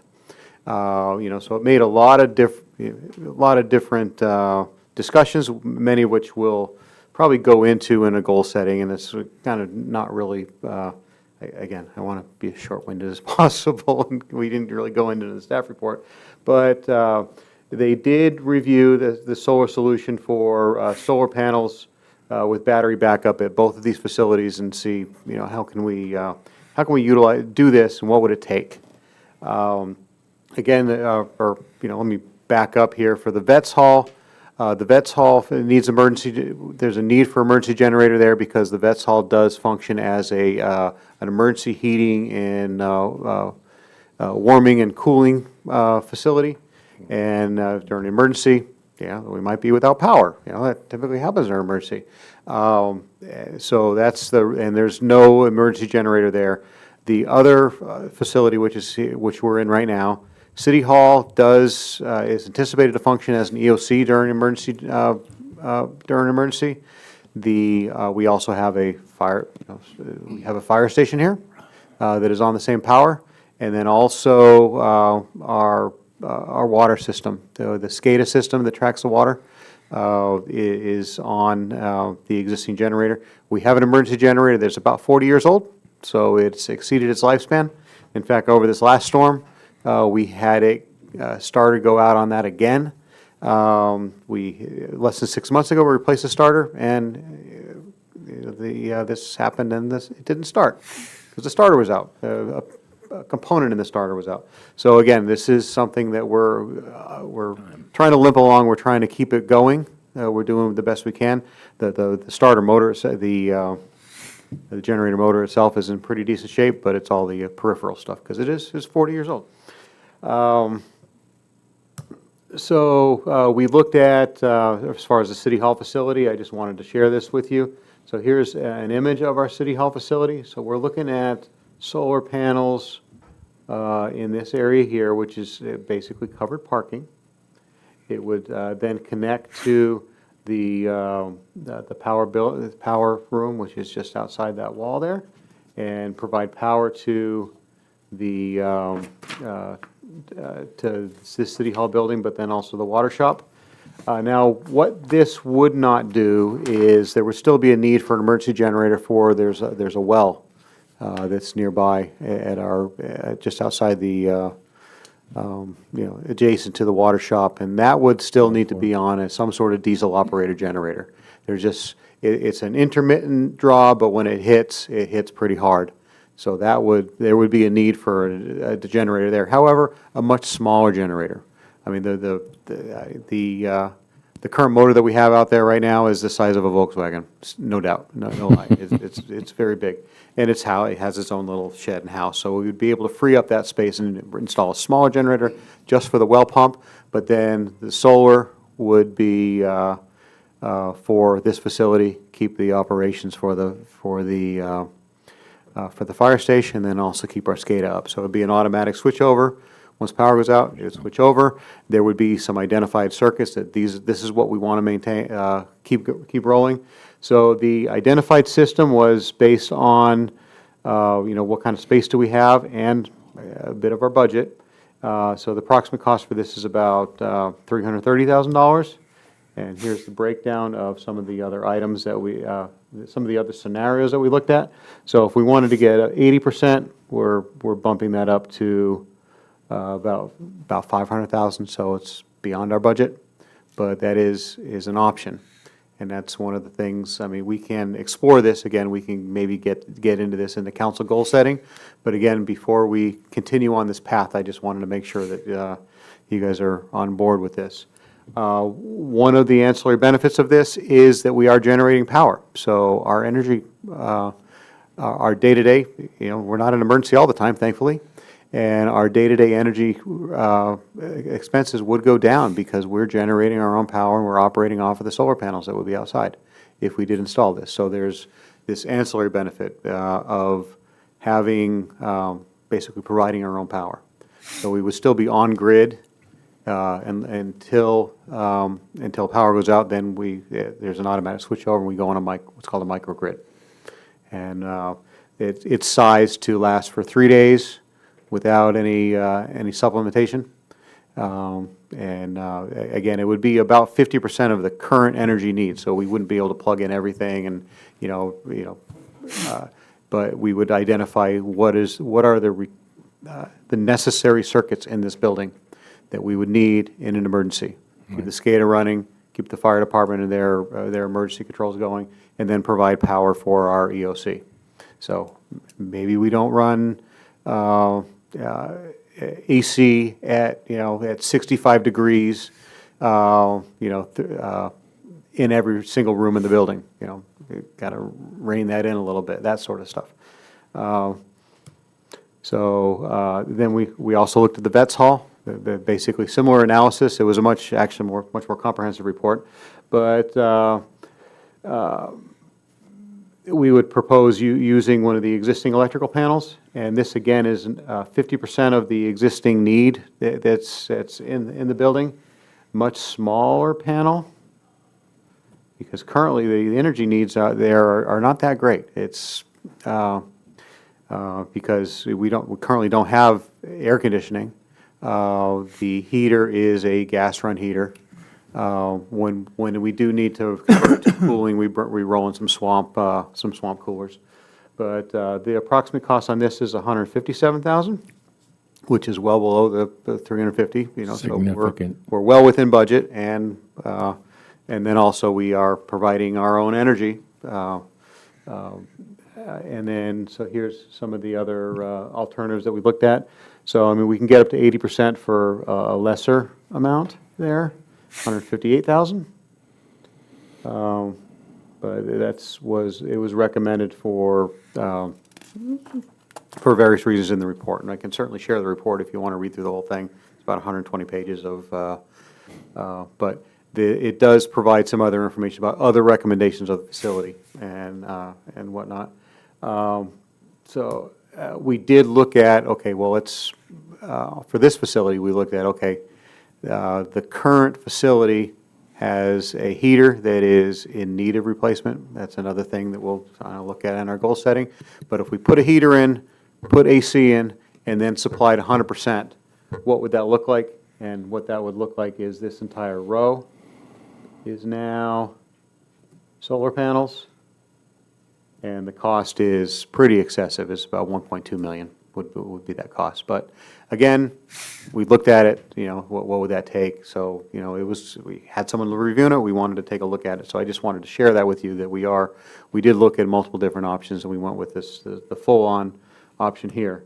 So other considerations, as we approach this, and again, something to talk about in the goal setting, is neither of these options consider any sort of EV charging during emergencies. If we are converting our fleet, we want that fleet to be able to plug in and operate during an emergency as well.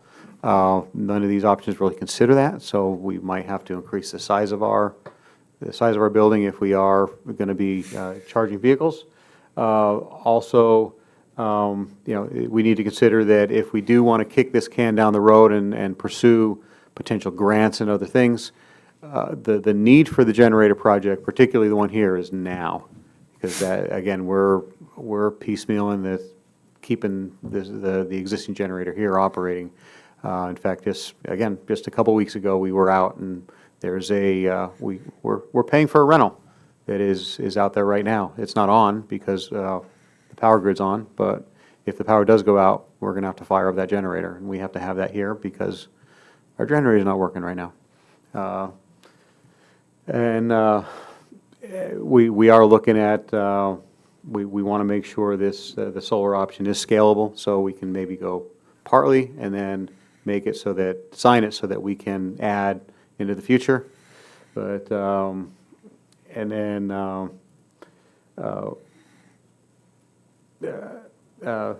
next steps, we'll issue an RFP for one or both projects if it is something that's recommended.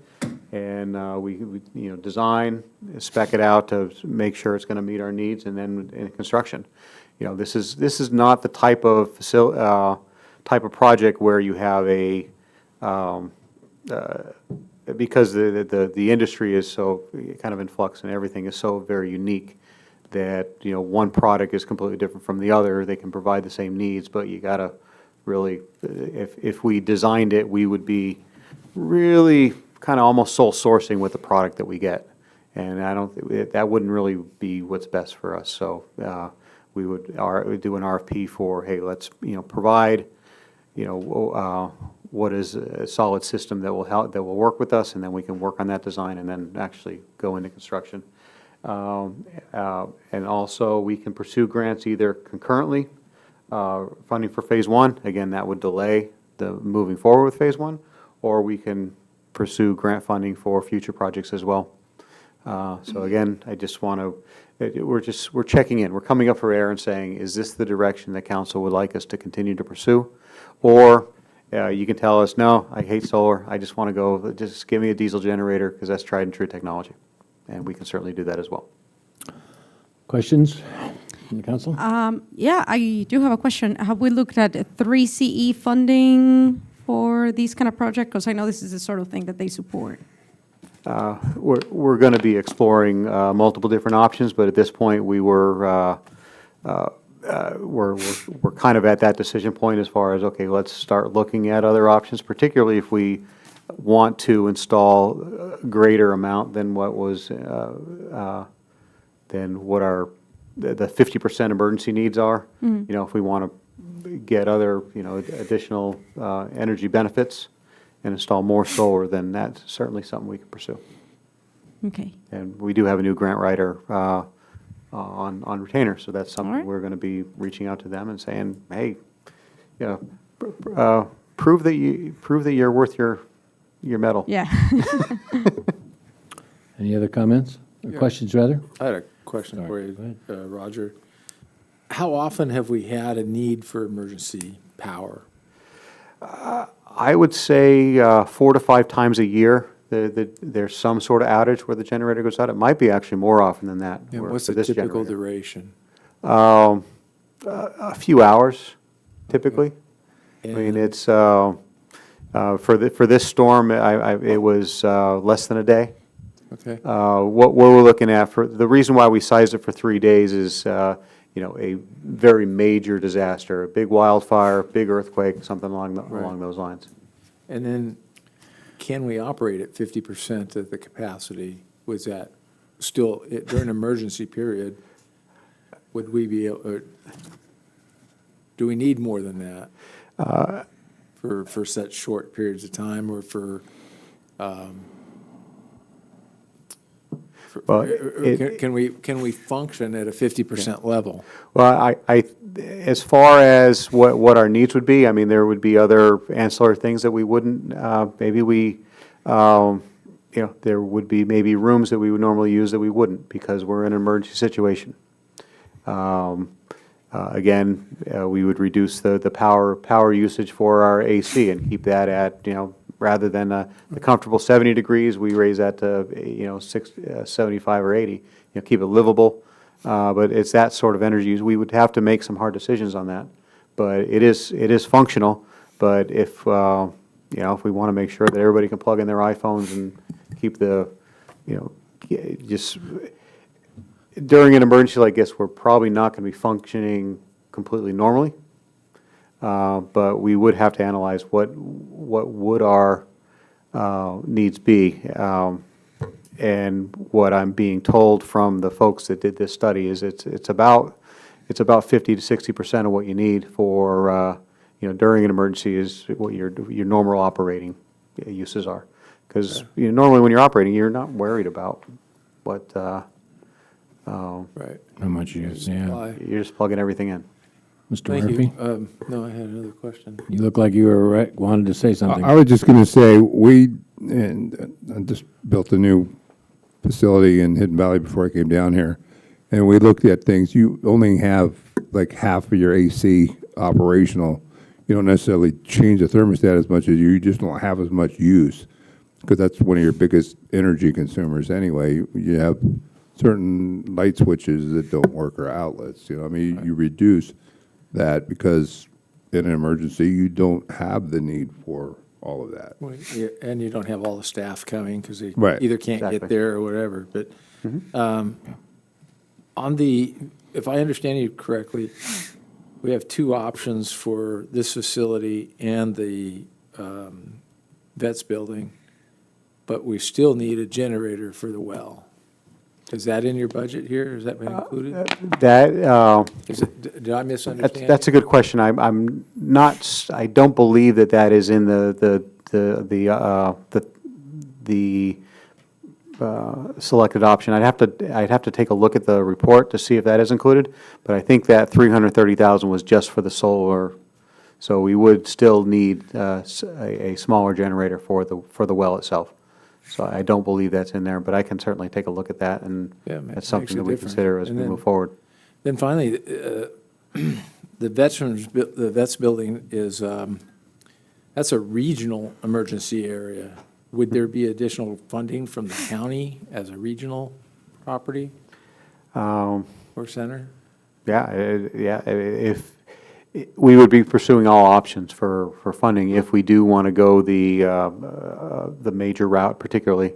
Again, the heating it's an old gas furnace that's in the basement that is, we call the dungeon. It's, that's in need of replacement too, that we can take a look at. And, but we would need, in order to run even a gas-operated furnace, I mean, hopefully if we have an earthquake, our gas lines aren't we still have gas, the gas lines aren't broken and we still have gas flowing. But you still need electricity to blow, the heat through the building. You still need, to control. But we might want to consider, Okay. we're going to consider all funding options if we do, particularly if we expand what we're proposing to do with the vets hall. Additional EV chargers might be something that we want to take a look at. Anybody else have any questions or comments? Roger, you said something that piqued my interest. I just want to make sure. You said just go with a tried and true diesel version or go with solar, but is there really any risk in going solar path? Not that I can foresee, unless it's unless the electronics get blown out. There's some other sort of unforeseen happenstance that fries the electrical system. But even if that happens, then even a diesel generator wouldn't work. Yeah. And with the diesel generator, there's an operations cost that you got to have. You got to have APCD permitting. You got to, and that's an annual requirement that we got to do. There's a cost of ownership of that. And if there were a future scenario where we were to relocate City Hall, what would happen to the physical investment? That would go with the property. We could move it? No, well, I mean, we would sell the property with, hey, guess what? You have a backup solar with this building. That would be one of the things we would investigate, though, as we move forward with this, was can we move it, or at least make that option available? Because, again, as we've thought about and discussed internally, that there may be other options for the property. Or, again, this is the fire department, so we could get the county to pay us what it's worth. If they want to stay up, or we could do some rewiring and just keep it on that side and do more, if this sells to somebody else and they want to use it for a big restaurant or something like that and they don't need it, we could, use it across the street for our water shop and some other things. There's two or three things in here that I think are quite appealing. One of them is that your Vets Hall estimate is half, or less than half, actually, of the amount of funding that you have available for that project. And the other one's within the funding that you had set up for that project, for this building. So within the budget amounts, we're doing really well this way. The long term is, once it's up, it saves us electricity as we're going along. I have a solar system and a battery backup. So if the power goes out, everything's fine with me. my refrigerator stays on, all that kind of BS, okay?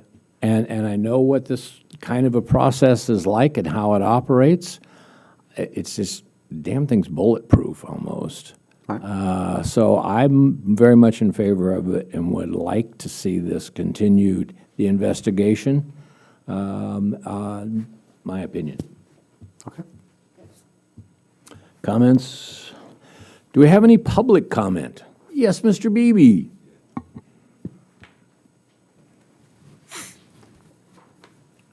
Thank you. I'm not enamored with solar systems like I think most people are. I'm not sure I guess you're going to continue investigation. I'm not sure what the schedule is, but I applaud options to solve a problem. So I can't, I'm certainly not going to dismiss this option. I'm just not sure we're going to save electricity. There's a little bit of hand waving tonight, and I know better than to make a decision based on view graphs. Oh, we used to call them view graphs, slides. So I think there's pros and cons, but you got to compare the basic fossil fuel option with the solar option and know everything, pros and cons, and the true costs. Wow. I guess that's it. I just, I don't have a solar system like the mayor. I have got solar panels. Oh, here's one other thing. If you ever get to an RFP for the solar solution, why don't you make it U.S. products only? Huh? A suggestion. Thank you, Mr. Beebe. Any other comments? Nobody apparently on Zoom has a comment? So this is no motion. It was just requirements, or just reading us the information, what we wanted to see? Well, I think we're all in agreement that we'd like to see what that option is. Yes? would like to add one thing. I like generator option, and I think that 3CE is a tremendous feel-good fraud and a con, and they cannot produce what they say they're going to produce, and I think it's a big joke. So that's just my opinion on 3CE. I think people really need to do their homework and research what they're saying and what they can produce, because they can't do it. Thank you. Does that mean you don't want free money from them? Yeah, I was going to say. I've asked them so many times, how are you going to do this, meet this goal by 2030? And everything is, we're going to try, we're going to try, we're going to try.